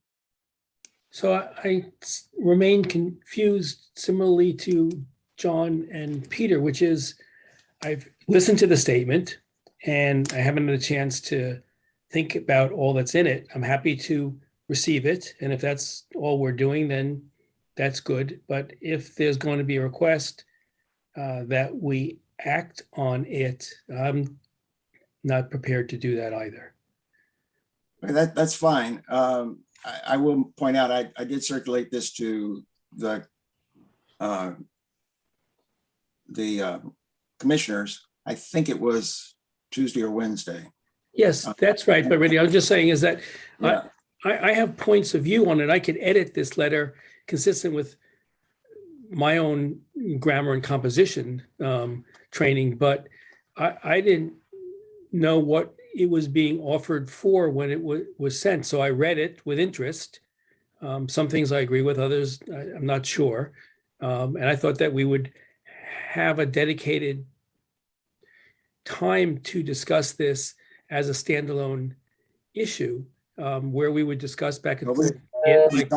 we don't have to do anything with it tonight. We don't have to do a thing.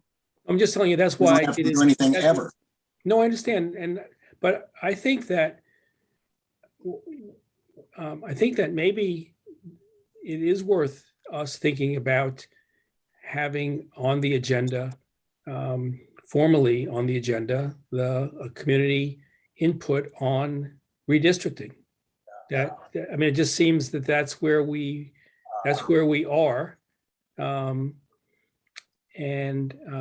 we should notify the community that we're going to have a ANC meeting that has a portion of it dedicated to this. And then we should hear people, people on it. And then we can decide as a commission, I suppose, based on that, do we want to have a resolution? I don't think there's consensus among us as to what the answer to that would be. So I would want to take counsel from the people I represent before I just unilaterally offer my position as an ANC commissioner, compared to, for example, Randy, which I think was perfectly appropriate on your part, to issue your individual testimony. And I think that was heartfelt and good testimony. But I'm just saying in our official capacity. Lisa? I was just going to go back, and pretty much to what I originally called for, which was a community meeting. We did put this meeting on the agenda, which gave the community some opportunity for input. But I think as we saw with two things kind of strike me. One of them was in my single member district, which was Beach Drive. We had an individual community meeting because of the outcry on that one. And then Military Road School. There is a lot of outcry on that. And we put a lot of effort into organizing those meetings. So I would suggest that we do have a community meeting and we take as much time to organize it like we've done in the past, to make sure that we get it out and make sure people are aware that it's going to happen, and give folks an opportunity to maybe register depending on how many people want to actually comment on that. And, just to say, there's a couple things that have been stated tonight in terms of real issues for people that are in the Hawthorne, Barnaby Woods area. And one of the ones that strikes me, because I'm, got a son in the school system, is that issue with schools. So Lafayette is in Ward 4, our State Board of Education rep is Fraser O'Leary. But once they get to middle school and high school, we can't vote on our State Board of Education rep because they're in 3. So there are real issues, and I don't know if I have a full handle on everything that the folks in my single member district are facing. I think some issues are definitely going to be different for people with families versus people that, maybe don't have families. Like I mentioned, the school system, the issues going on with the small area plan is huge to some folks. So I think the commission really does deserve, or the community does deserve, to be fully heard. The commission probably should weigh in one way or the other and give our recommendations to the council. With that being said, I think we still have some time to do that. Would take some work, but I think we could probably get that together. Let me just talk about the timeline then, if we want to do that. The council has a first vote on the bill, which is the proposal from the subcommittee, on December 7th. The second vote is December 20th. Our next scheduled ANC meeting is December 13th. We could, of course, call a special meeting for this before December 7th, if we wanted to do that.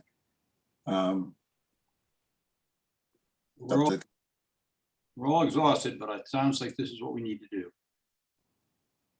We need a special meeting, and we need it before December 7th. You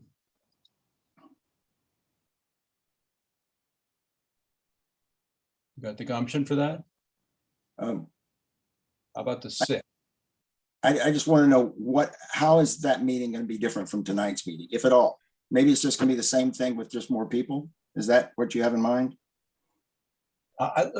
Look, Randy, we've heard a lot of very passionate statements about the disenfranchisement of the way of the neighborhoods, that many of which, much of which Lisa represents and Michael represent. Letting people speak on that is, it's democracy. It's a good thing. It may sway some opinions on this commission to not that we'll have much effect on it. I understand that there's a lot already in train headed in one direction, but I don't think we serve our communities well if we don't let people speak on this and speak in a timely fashion. So this Monday the 6th is one day before the 7th vote. That's just as a practical matter, that's not going to have very much impact on the council members if we come up in the day before they're going to vote. If we want to do something that's going to have some, I'm looking for what our objective is here. If our objective is to influence the council members, we should have that meeting earlier, so that we could actually get something to them, and maybe they would have time to look at it. The other thing we have to keep in mind too is if we're going to propose this, we've got to propose a map, essentially, that will satisfy the requirements for equal populations, approximately equal populations in all the wards. And that would mean we would have to propose some changes, not only to the boundary between Ward 3 and Ward 4, but something to compensate for that in Ward 4 that would give them more people. We've got to have a map amendment, in other words. So I think if we don't do that, we're not going to be taken seriously, frankly, at the council. And so I think it's a bigger issue, it's a more complex issue that we need to address. Connie? Well, based on what Lisa was saying, how we handled the military road school and I guess how she handled Beach Drive. I think what worked for the military road school was having people sign up to speak and for a prepared statement to be read, because I think then we could get the full scope of what the arguments are. So what I heard today was that perhaps, CM Lewis George in some people's minds was not interested in some of the issues that residents have because the residents are west of the park and not where she is. And then other issues about how there's much more interest in being involved in the Chevy Chase Small Area Plan than it would be on any other issue across the park. I mean, these are quick statements, and I think that if we had a better sense of like, were there things that were raised and people were not listened to? I mean, like more examples of that. I think it would help to understand what's really happening here. Are people not being heard? Are people not being encouraged to engage in some of our activity? I mean, I don't understand the full scope of it. I think that those who are were elevated as panelists and spoke, I mean, I felt like, okay, I understood some of it, but not all of it. So if we did it that way, then I think it would be much more helpful if people had like a written statement that they read out loud. So I just pose that as one possibility. Lisa? Yeah, just to piggyback off of that, and I definitely agree with Connie. I mean, because I've had my, personal experience. I know the experience and the views of some of my immediate neighbors and the people that have written some fairly lengthy emails to me. But I do think giving community members the opportunity to really explain how they're everyday impacted, whether that's service requests, whether that's dealing with schools, whether that's, I don't have a state board of education rep, so maybe some parents aren't calling anyone. I talked to Ruth Wattenberg because I know Ruth Wattenberg, but I do think we have to get I feel as a single member district commissioner, a really good understanding of how our residents and how our community is impacted by the current boundary change or a proposed boundary change. And this will at least give them the opportunity to do that.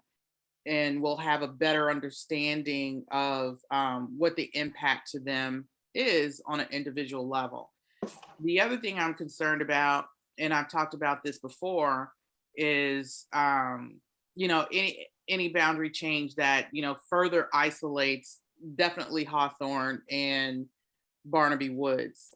So I'm really, and I know that our ANC boundary is 3-4G right now, but I'm really nervous about potential ANC boundary changes and single member district boundary change.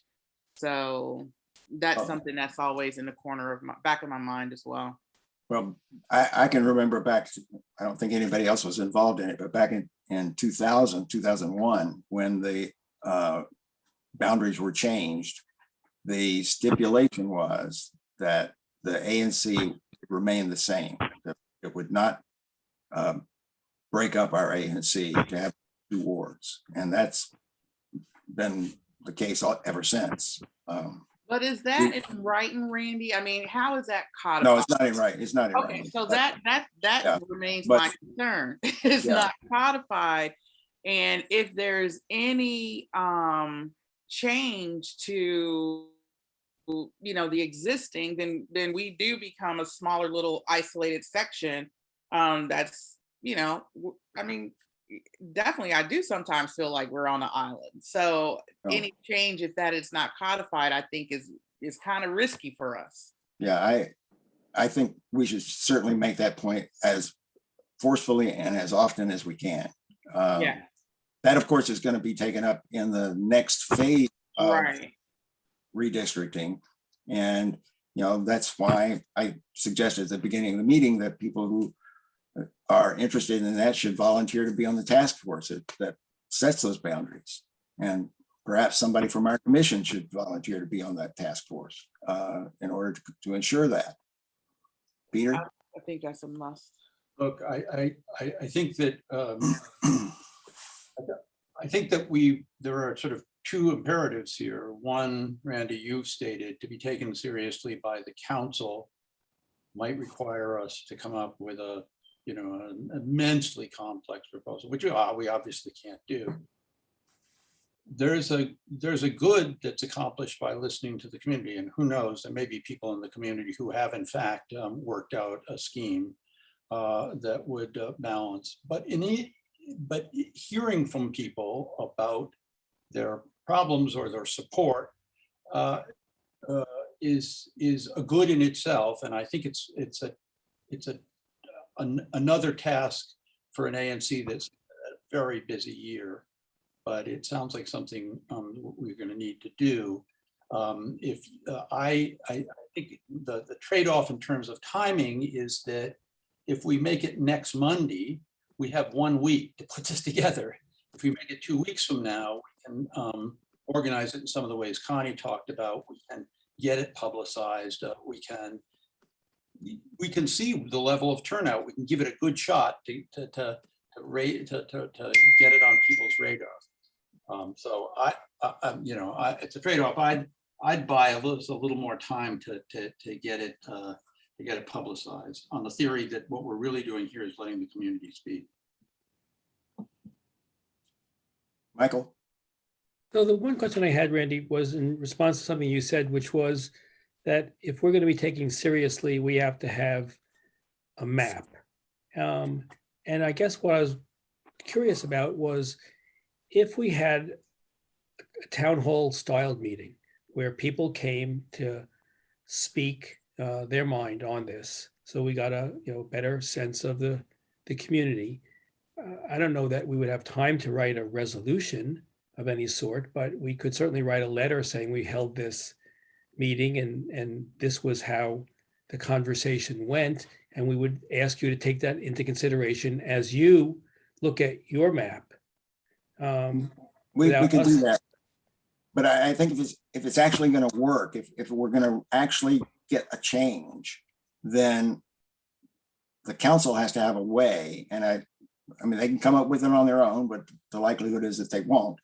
But they have to have a way where they can actually do that and still comply with the law. Right.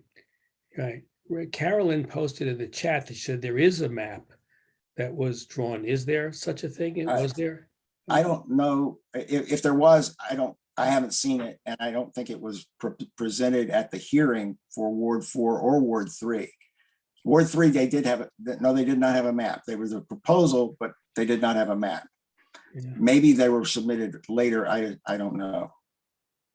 Yeah, I just think we're gonna be hard pressed to do all of this stuff. I think the most we're probably able to accomplish is to have having an open forum on this where people can speak, and that we can then write a letter if we want to. And we elected not to raise this issue earlier as an ANC because all of us thought that it was a fait accompli, that nothing was changed. And so we had a lot of other stuff that was important, that had real deadlines, that had the possibility of us making an impact. So, I don't fault us for waiting to this point in time, but I do think, Randy, that maybe having a conversation about it, and I don't know whether it has to be in a special meeting or whether it needs to be only at the next meeting, if all we're doing is providing sort of a summary of what was said and asking the council to take account of it. Well, the next meeting is not until after the first vote. So right. That doesn't, it seems to me we got to do something before the first vote. Okay. It seems to me there are 2 Mondays, right? Well, it doesn't have to be on Monday. I don't know why we're sticking to Monday, because we can, if we're going to call a special meeting, we could call it on Thursday or whatever day we need to give enough, time for the community to be there. So maybe the week of the 29th, near the latter of the week. That's after the holidays. I'm comfortable with doing whatever the commission wants to do. Do we have to give the community, do you have to do 2 weeks notice for a special meeting? 7 days notice. 7 days notice. Get that. So Lisa, why don't you make a motion? Just pick a day. I just want to say that I have reserved Thursday, December 2nd, but if we need that day, for an information exchange panel session, I mean, I could always, I guess I'd have to move it. And December 9th is I can't remember why that was a bad day. I think something else is happening on that day. So yeah, Peter, I know I have to figure it out, but I just want to say this, Well, that this what is, about that the this was first, something Connie, Wednesday coming the 1st?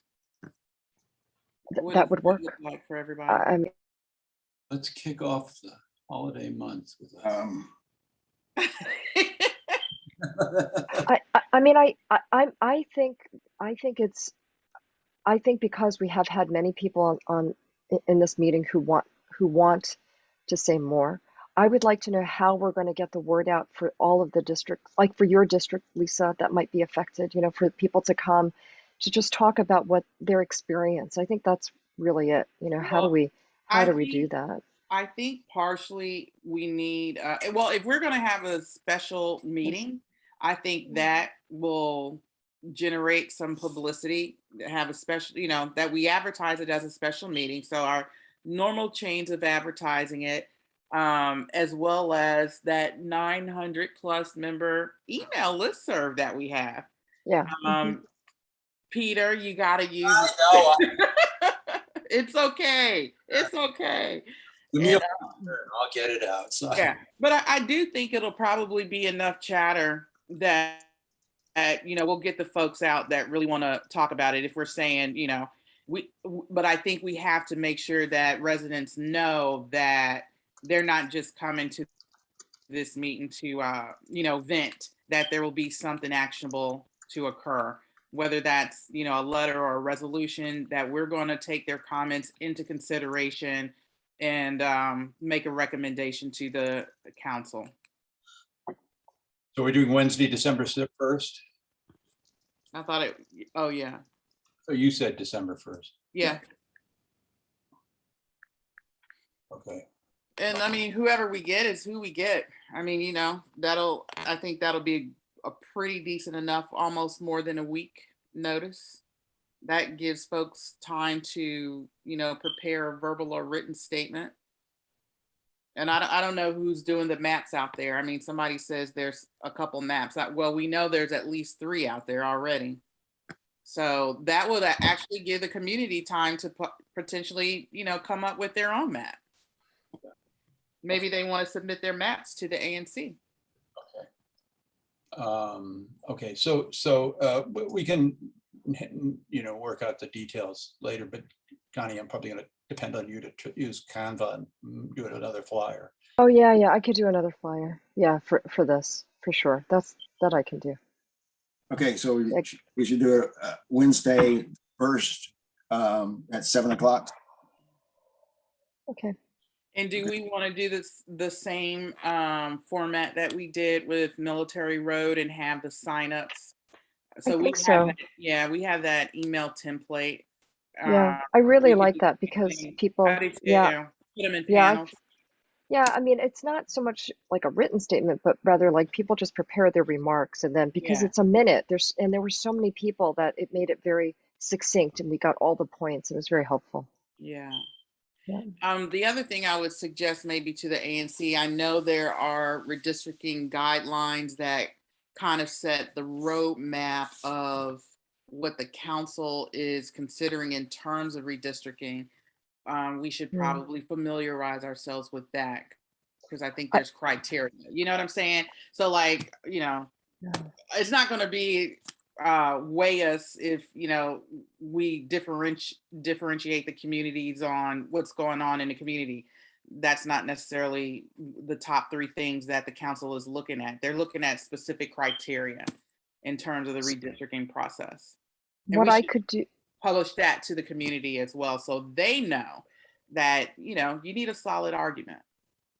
I think what we can do is I could put up another under the task force and issue area tab on our ANC website. I could create a new page that puts these resources and things to read that would be for us and for the community. Well, I could upload that, and we could have our meeting right there, announcement of that meeting and the Zoom details and everything and so forth, and that the resources that you were saying. Lisa. Yeah. Now, Andrea said, is it possible to have the meeting live, or can we have a meeting that could. allows everyone to see each other? I don't know whether that's possible at the community Yeah. center or not. If we do that, then it's going to leave out the people who can't attend, who could attend virtually, but because we can't have a hybrid meeting by then. Yeah. It's Unfortunately, just hard. ANC has not done anything at all about arranging for hybrid meetings. Someone had a question earlier about why there are 2 votes at the council. The council, for all legislation that's passed at the council, it has to go through 2 votes, and a first vote and a second vote. So this is just like every other piece of legislation. Okay. I just, Peter Lynch wrote something earlier, an idea. Did you guys read that? He said, folks, I don't have much stake in this either way, but you all are essentially volunteers and we're very thankful for your service, but why not call on the Che office and their paid employees to hold a meeting with the Louis George office open to the public? They're the ones deciding anyhow. Yeah, I think that was initially what we tried to do, but we couldn't get it together. So For today, right? To get both today, exactly. right? So People this are was busy. in lieu of that. Mhm. Got it. Okay, is there anything more we need to discuss about this? Should we go to our next agenda item or? I think we should try to move on. It's already 9:31. Yep, okay. The next item on the agenda is report on small area plan. Connie and Peter. Well, I want to say that Peter and I and you, Randy, the 3 of us were at the first community walk that the Office of Planning has organized as the second part of this small area planning process. And we were able to meet with the consultants that they have just tried so hard to get on board. And they were there. There was a representative, I think, in your group where you and Peter were with Erkin, and there was a representative in the group I was in where I kind of walked with Heba, who's a sort of co-lead on all of these activities. And I thought it was really nice. I think there were probably 40 plus people there, including Councilmember Che. She also showed up. And other OP staff, like the director for urban studies was there. Leslie, didn't get her last name. I have her card somewhere, but she showed up and she was very good. And I thought that was really worthwhile. A lot of the people who were in that group spoke a lot about things they wanted to see, concerns that they had about the community center when asked, should it, if it's modernized into a campus, how should it be in terms of the public facing part of it, and where should, if we were able to get housing, where should that housing be, closer to street side or closer to where the single family homes are. And then when we got to the fountain, there was a lot of discussion about the fountain. And I guess Ruth Robbins was here earlier. I don't know if she's still here, but she was in that group and she was able to, no, she's no longer here. She was able to share with our group what the Chevy Chase, I guess, the community, the board that you're on, the Chevy Chase Circle board, what you guys are doing, right? And how you're looking at traffic and the way in which the crosswalks are, it's not as safe. And thinking about putting a crosswalk that cuts right through the median of the circle might be safer. And there was some talk about how do we view that circle? Is it just a point of view, like it's just something you look at, or is it something you actually interact with?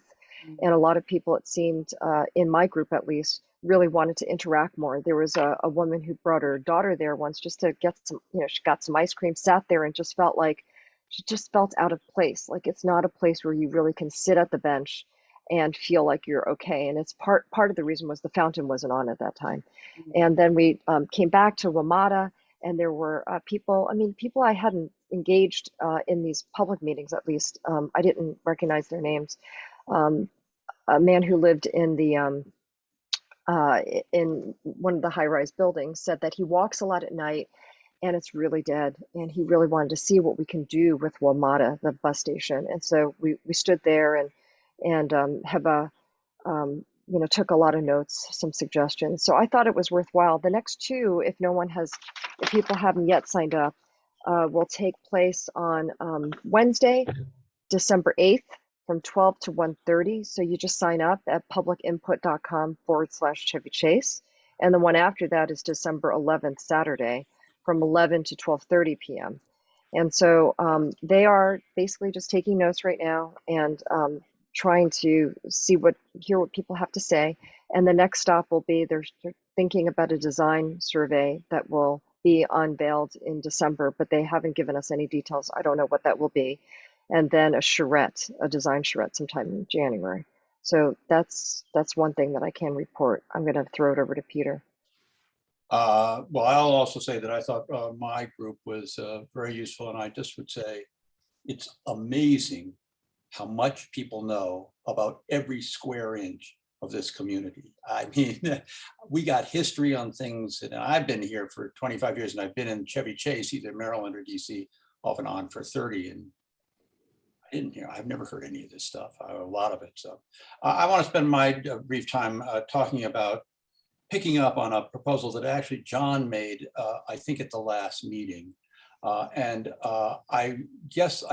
think all I'm looking for from the commission is the right to sort of go out and do some research about costs.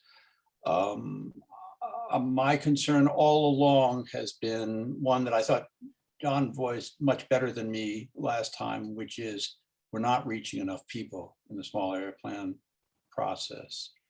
And I think that it would be money well spent to do, I hope, 2 mailings before the charrette so we get good turnout there.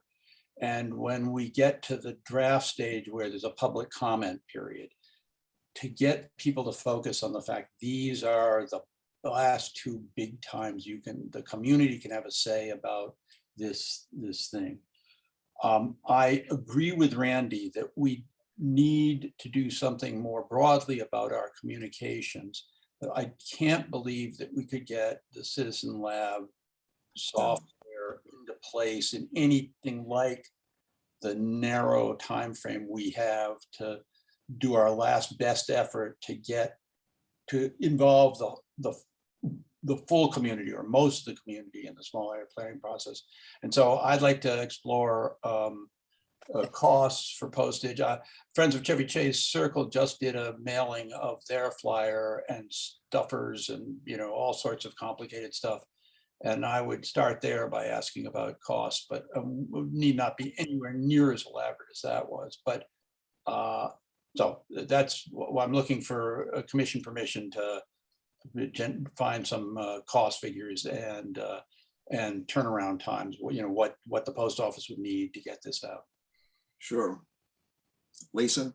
Just a quick question, Peter. What mailing list were you going to use? I mean, how are we going to get a mailing list? Well, when it comes to snail mail, we've got a mailing list. So all of us have our vote. So you mean the I'm sorry, you're right. Okay. I mean, the old-fashioned, a postcard, right? I mean, Right. And so we have people's snail mail addresses. That's why I'm so enthusiastic about canvassing. It actually gets to people's doorstep in a way. Yeah. A subset. Okay. John? Yeah, well, yes, I did suggest that, and I'm supporting that. I put some money in the budget for this purpose. We could probably get $4,000 or $5,000, maybe some more on that. I also took a look at the Citizen Labs website, and their initial cost for an ANC at the minimum cost is $5,000. And I just don't know how we could do both. I do. And the other question I have about Citizen Lab is, it's a software program. They said something on their website about both online and offline. I don't know what offline means. Can we, if I could, John, could we postpone that to another time to talk about Citizen Lab? Because we're not going to be able to do it for this purpose anyway, and we're probably not going to be able to do it. That's fine. Then if that's off the table, that's fine. But we can't decide that immediately. Okay. It's Okay. a long discussion. All right, okay, good enough. So, yeah, so we have a marketing person here in Norwood who sometimes does some direct mail. I'd like to, with Peter, I'd like to get some expenses down, see what we can afford within our own budget. And I think, as I mentioned last time, maybe we could get some city assistance for this.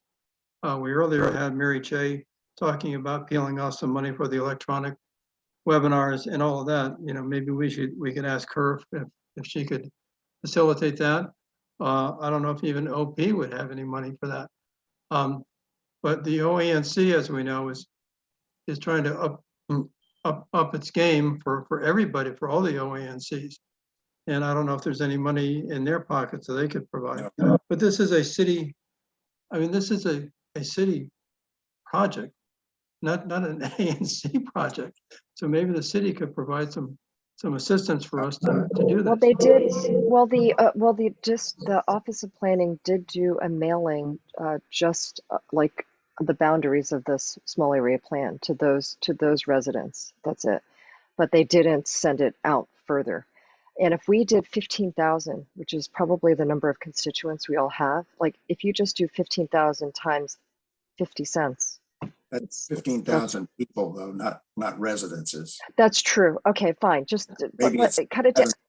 Well, Okay, could so we get, yeah. I agree, you know, maybe we're 12,000 households or something like that. Okay, But so if we're 12,000 households times 50 cents, it's That's already still- 6,000. that's So what I'm 6,000. just saying is, right, we have to figure out like what Cost is. we have to pack the information in. We can't have a mistake, like put it I mean, all it in does there. give us, if we use jumbo cards or whatever, I don't know what the cost is. It not only gives us an opportunity to familiarize people with the SAP, it gives an opportunity for us to familiarize people with the ANC. And, you know, we could put our ANC website there and, you know, see if there's any issue that people want to bring up, we will give them, here's who we are, here's where we are, here's how you can contact us. So it could serve a double purpose on that. But if OP did a mailing, you know, to that Nebraska, wherever, Morrison, whatever area, you know, could we get their mailing list? Yeah.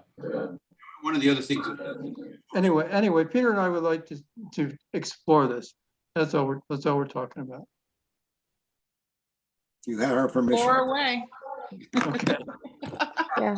And it could even be luck. that OP, I mean, it could be that, well, OP could also just finance the portion that they would have done anyway with the small Yeah. area like that, and then we can do the rest. So that might be a nice split. We could ask. Yeah. Just by the way, to Connie and Michael, I mean, think if we suggested to people on the card that they send us their email and sign up. Yeah. We could Right. really soup up our. Yeah, I mean, Michael and I can go back to the farmer's market again. I mean, we had a lot of fun with our little table there. We could do it again, but I'm only going if your mother comes. Oh, I know. I know. my mother will be there in a second. She loved it. That's fine, Peter.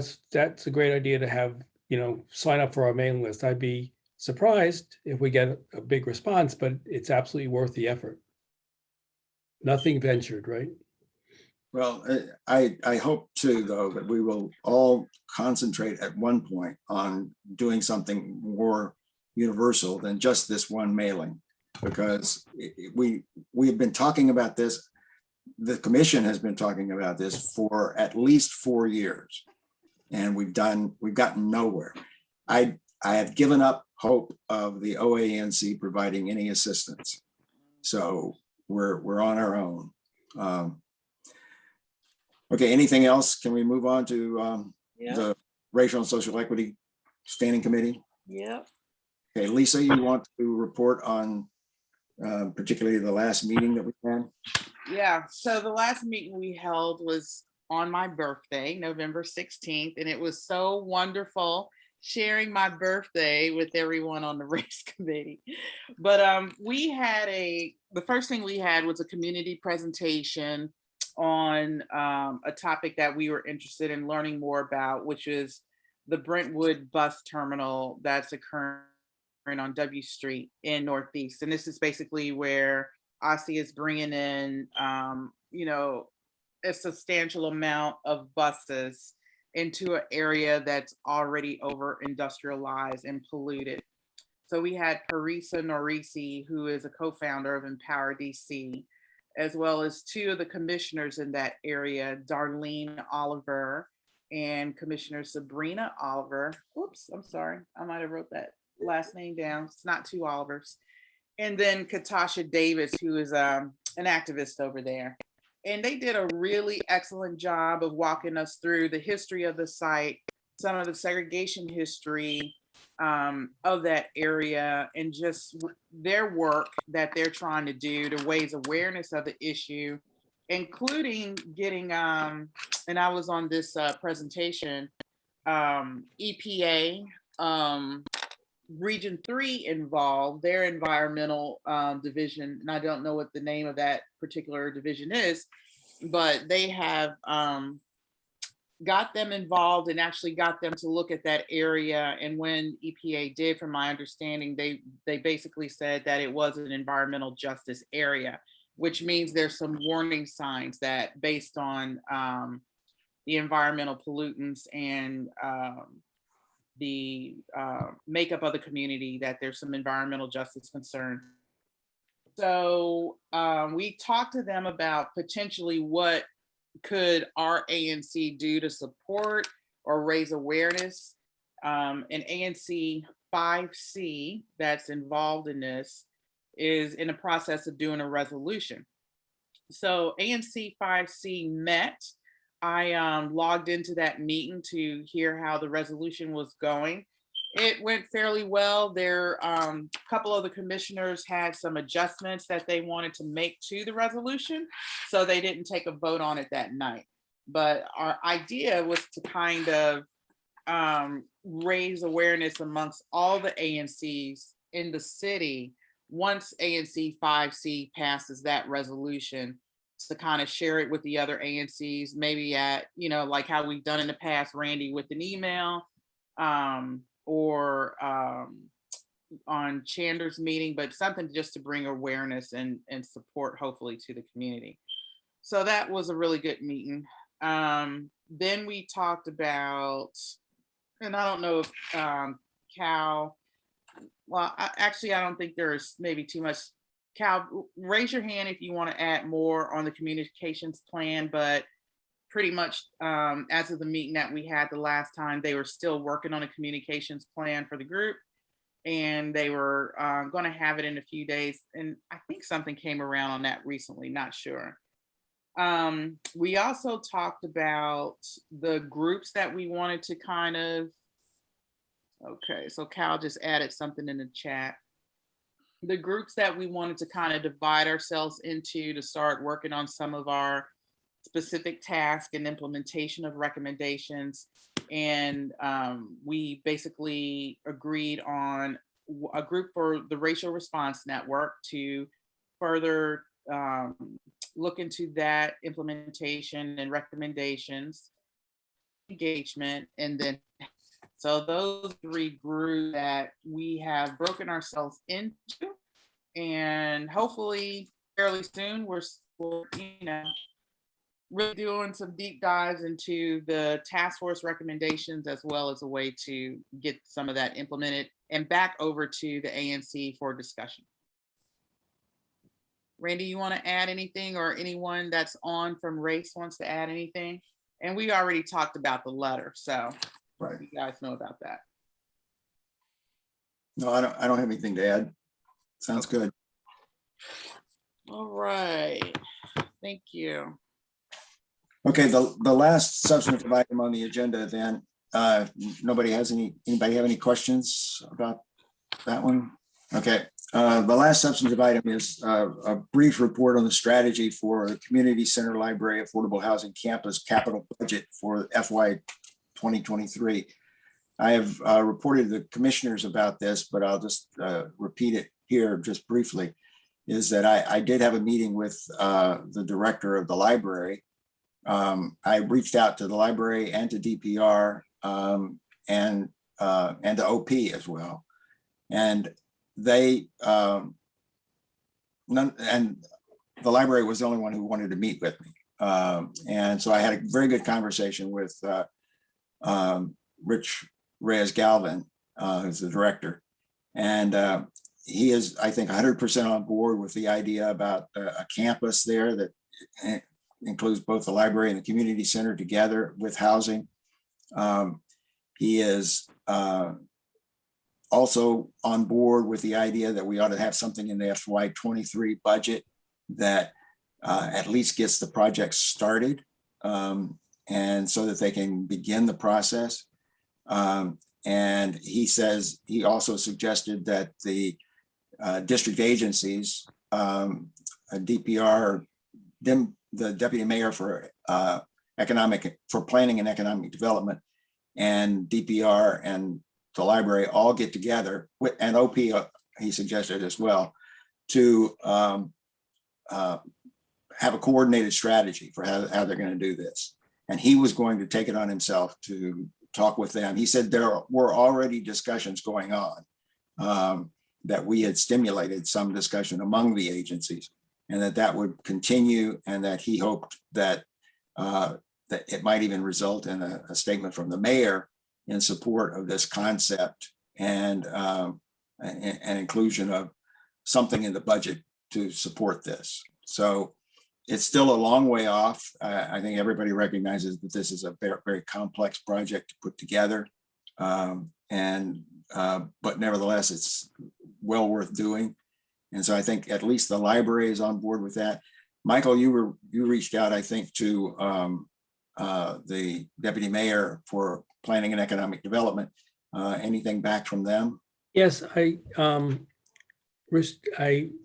sent a email to John Felciccio, and he said, yes, great idea. Let's bring in these other people as well, True Blood. And then a week passed, and I wrote back to him saying, any luck? And he said, we're working hard on finding a time on our collective schedules that we can all meet, and we'll get back to you. I thought I would reach out again a little bit later in this week to see if they found that mutually convenient date.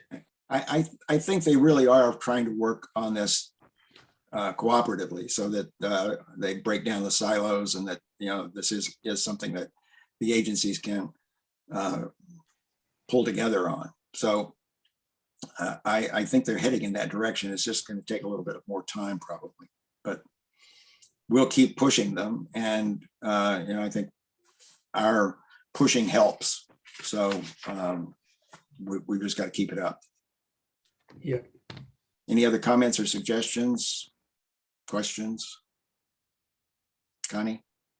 When you spoke to Rich, did he say how soon was soon? Was it like to start by the end of the calendar year, like by now, Well, getting it together? Yes, I think so. But Okay. I don't think anything would happen, you know, in terms of the budget. That's all going to happen.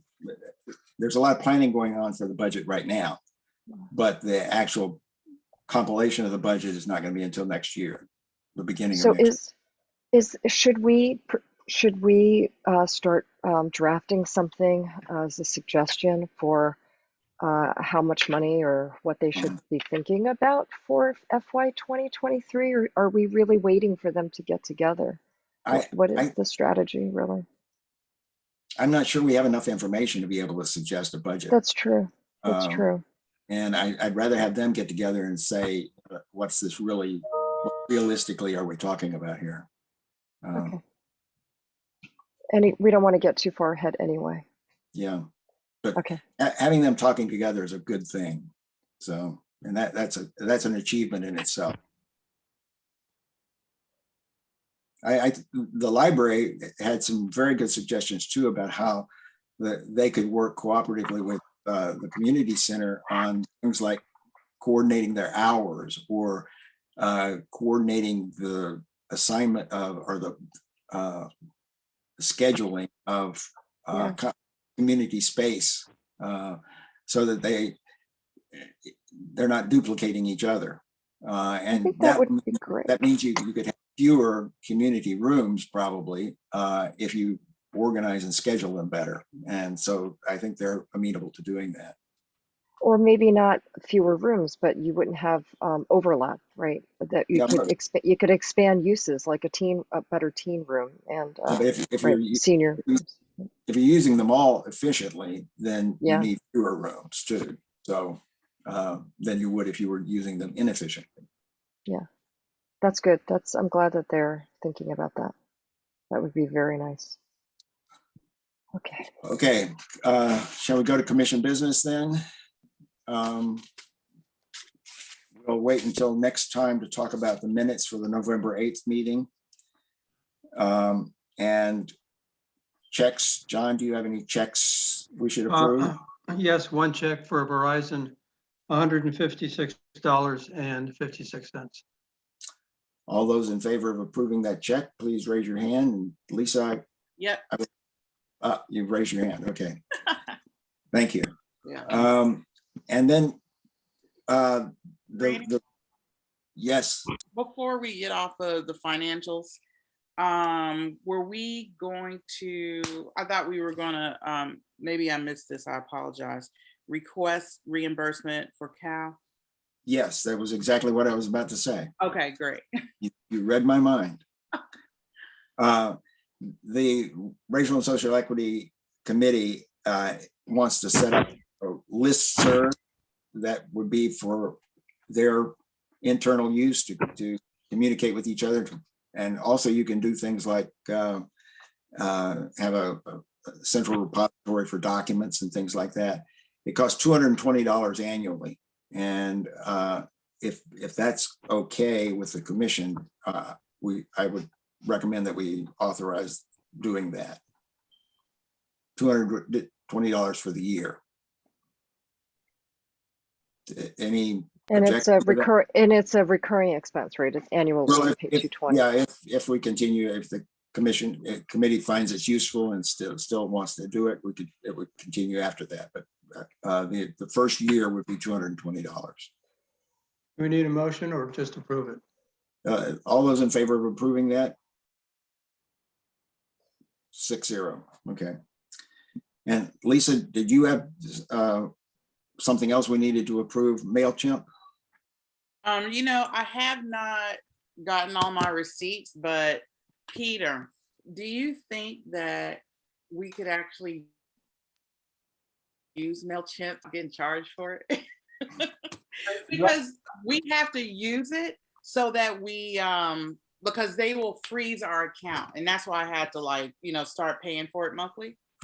Okay, so just give me just 1 month on this. So what I to get the information exchange stuff out fast, I yanked all the emails and have just been using it and curating the list. I've got to go back and marry it back to all the other information and then put a cleaned up list into MailChimp. Okay. This is because I am not technologically adept. Yeah. Down and do days of work to get it to put it all back together. But I will do it as soon as we get over this rush period. So can we, whatever it costs to keep for 1 month, can we pay them so I buy a little time? Yeah. So can I just get approval for reimbursement on it? Yeah. Okay. And I'll gather it all together. Connie? Could I mention a different topic? Is that okay? For Yes. commission business. So the position description for our office manager or the executive assistant or whatever is in Lisa's hands. So however I can help, because we're getting very close to December and we don't want to pay taxes for the next. And I'm worried based on what John was saying. So I just want to mention that again, that I'm here. I'm here to help.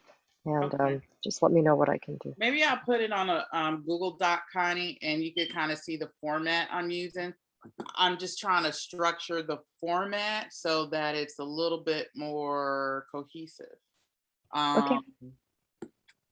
And I think if you saw it, maybe you could probably see where I'm trying to go with it. And Okay.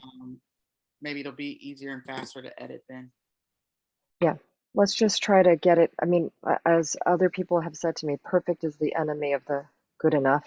So let's try to get it to where you'd like it, and then let's just send it out and see where we are. But we do have to make a few more decisions, I think, about. Yeah, and how are we going to advertise that? What's our advertising plan? We have to talk about that. We could certainly send it out to everyone who's interested. We could also send it out locally. I mean, there's many ways we can do it. So I think the most important thing is let's get this document ready, and then let's think through how to. John, do you have something you want to add to that? Can we use Indeed? Yeah, I mean, Yeah, as long as it. Yeah, we can. Can we put that? So, John, how much time do we have in terms of taxes? Can we put it on an agenda for our next meeting or do an admin meeting? Well, yeah, we just don't want to have a payroll going, well, we have until December 31st. Yeah, but we've got, yeah. Okay. And the other thing I want to raise is it's November 22nd and November 30th is our annual report. And I've heard nothing about what we're doing. And Randy, I started it. Randy, I started it, but I need to get cracking. you need help. Okay, but we need to help you on this so that we're fulfilling this commitment. So please throw a section at us. Well, I think it's going to be, let me work on it.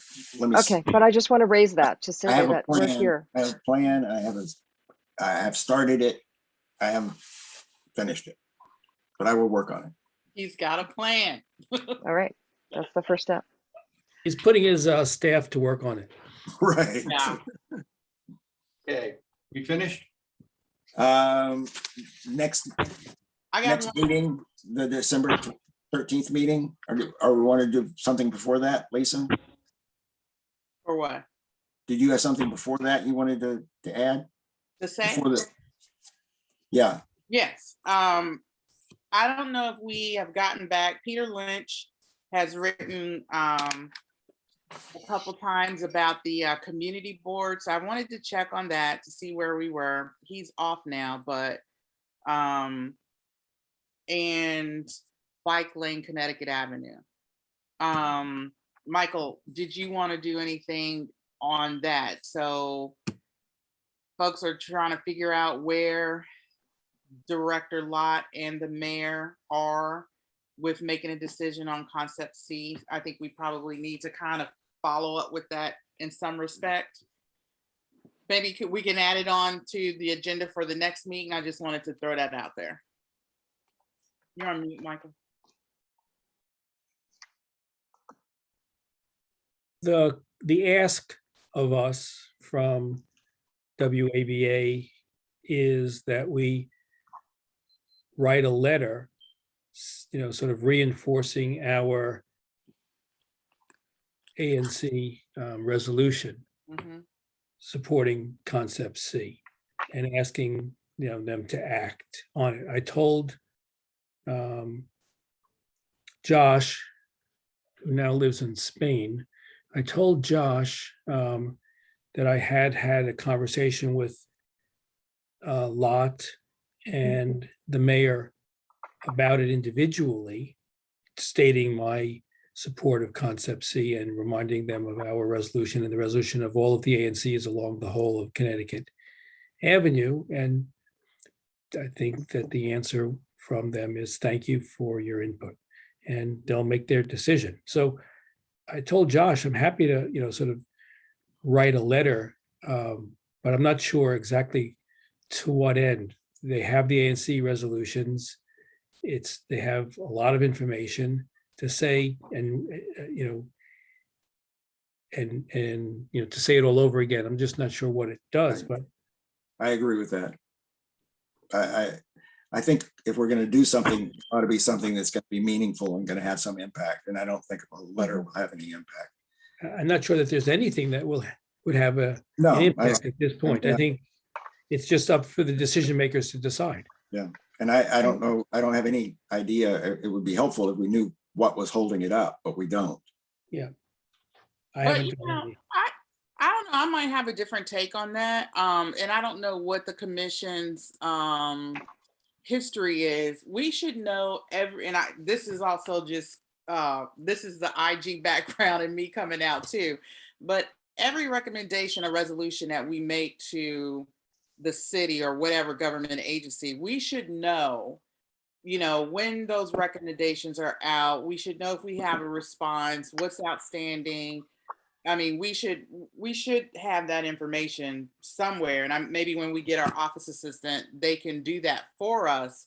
But I don't necessarily agree with, if we're going to do resolution and we don't hear something back, that we just kind of stay in a silent and wait we should be responding to these agencies, and we should make them understand, if we send them a resolution, at least give us a solid answer on it. So if there's something like that outstanding, maybe at the end of the year or every 6 months, we should be firing off something to these agencies saying, hey, we haven't heard anything back. I don't think we should just leave it silent. That's just me. Honey? Well, since we just heard that there's a new DDOT shoot, like where we're supposed to place resolutions, maybe we need to send that resolution.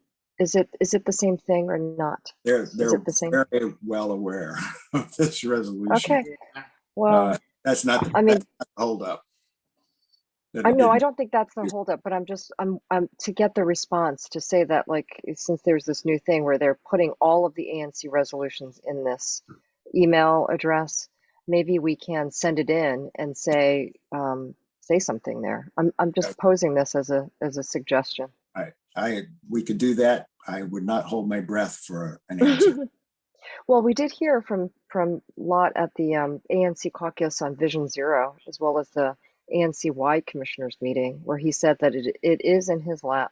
He's looking through the recommendations, and that he doesn't see how we can get everything to fit across, Connecticut Avenue, all the things that we want. And he did say something about looking at the sidewalk, which alarmed me a bit, like taking space from the sidewalk, which I don't want. But that was in passing. But I would like to know if that's something that's being considered.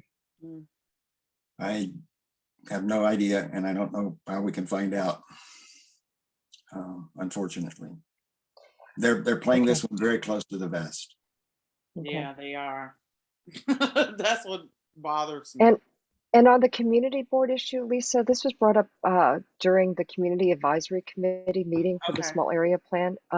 Again, because Peter Lynch is on the same committee as I am and others. And Martha, I think it was Martha at the DCPL, said in the interim, since we're trying to work with some private private sector companies along the avenue, that she will give up a whole window in the DC Public Library to put messaging out. So we should use that, okay? That whole front window, she'll have a space for us to put small area plan flyers up and other things. So we should take advantage of that, because people do go to the library. It's right there. Right. What?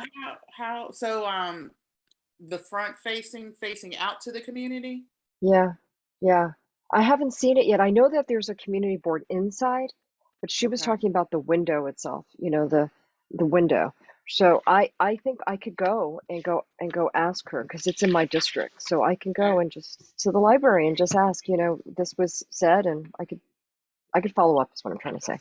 But that was one possibility. And the other is hopefully Alex Krefis at Chevy Chase Main Street it's on his plate. He was going to try to get a community board, and in fact, he was going to ask us for a grant for a community board. But since he couldn't find a location for the community board, that grant never came through, because he needs the location first.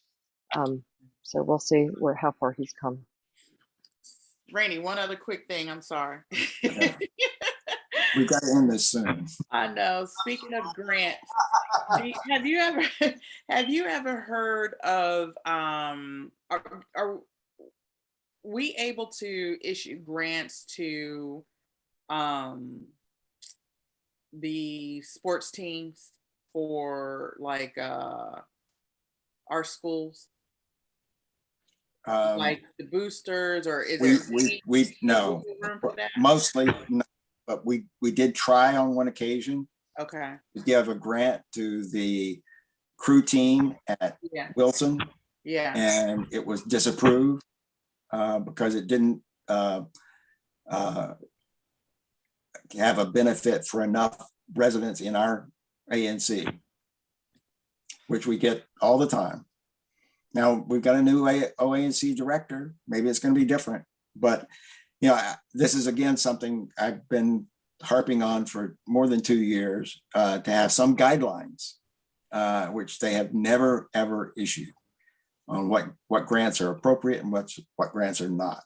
Yeah, because at Chestnut Street, there's one of the neighbors I was talking. He actually lives on my street, and we were talking about the school budget for athletics, which is really slashed.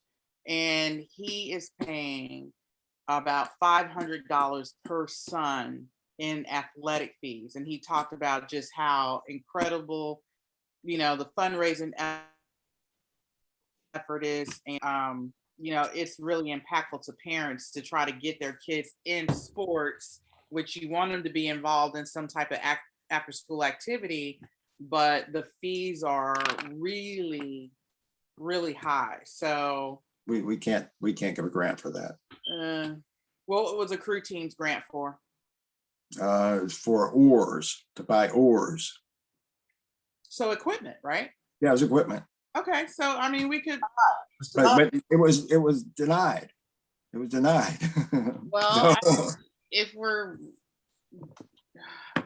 I'm sure there's maybe underrepresented families on these sports teams. Well,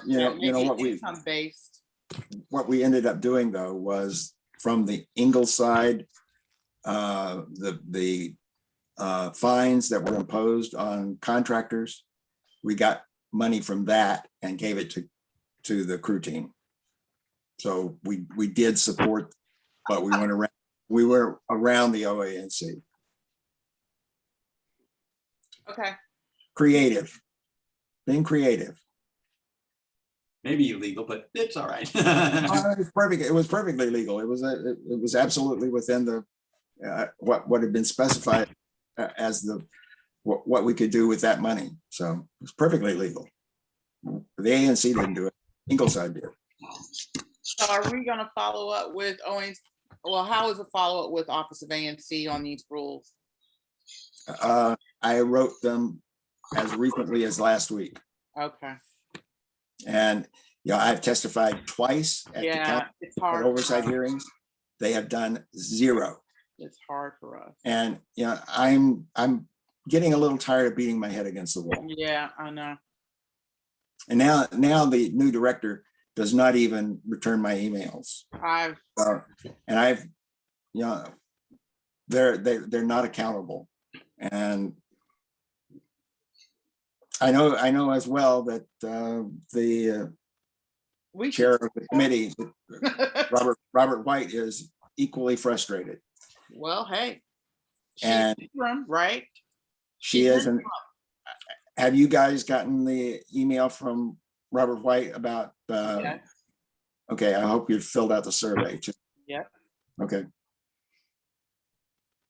All right, Connie, we've just got to end this thing That's tonight. what I was trying to say. My kid is back from college only for a few Can we weeks, just? and I haven't had any dinner, and I really need to go. We Okay. have to Good end. night.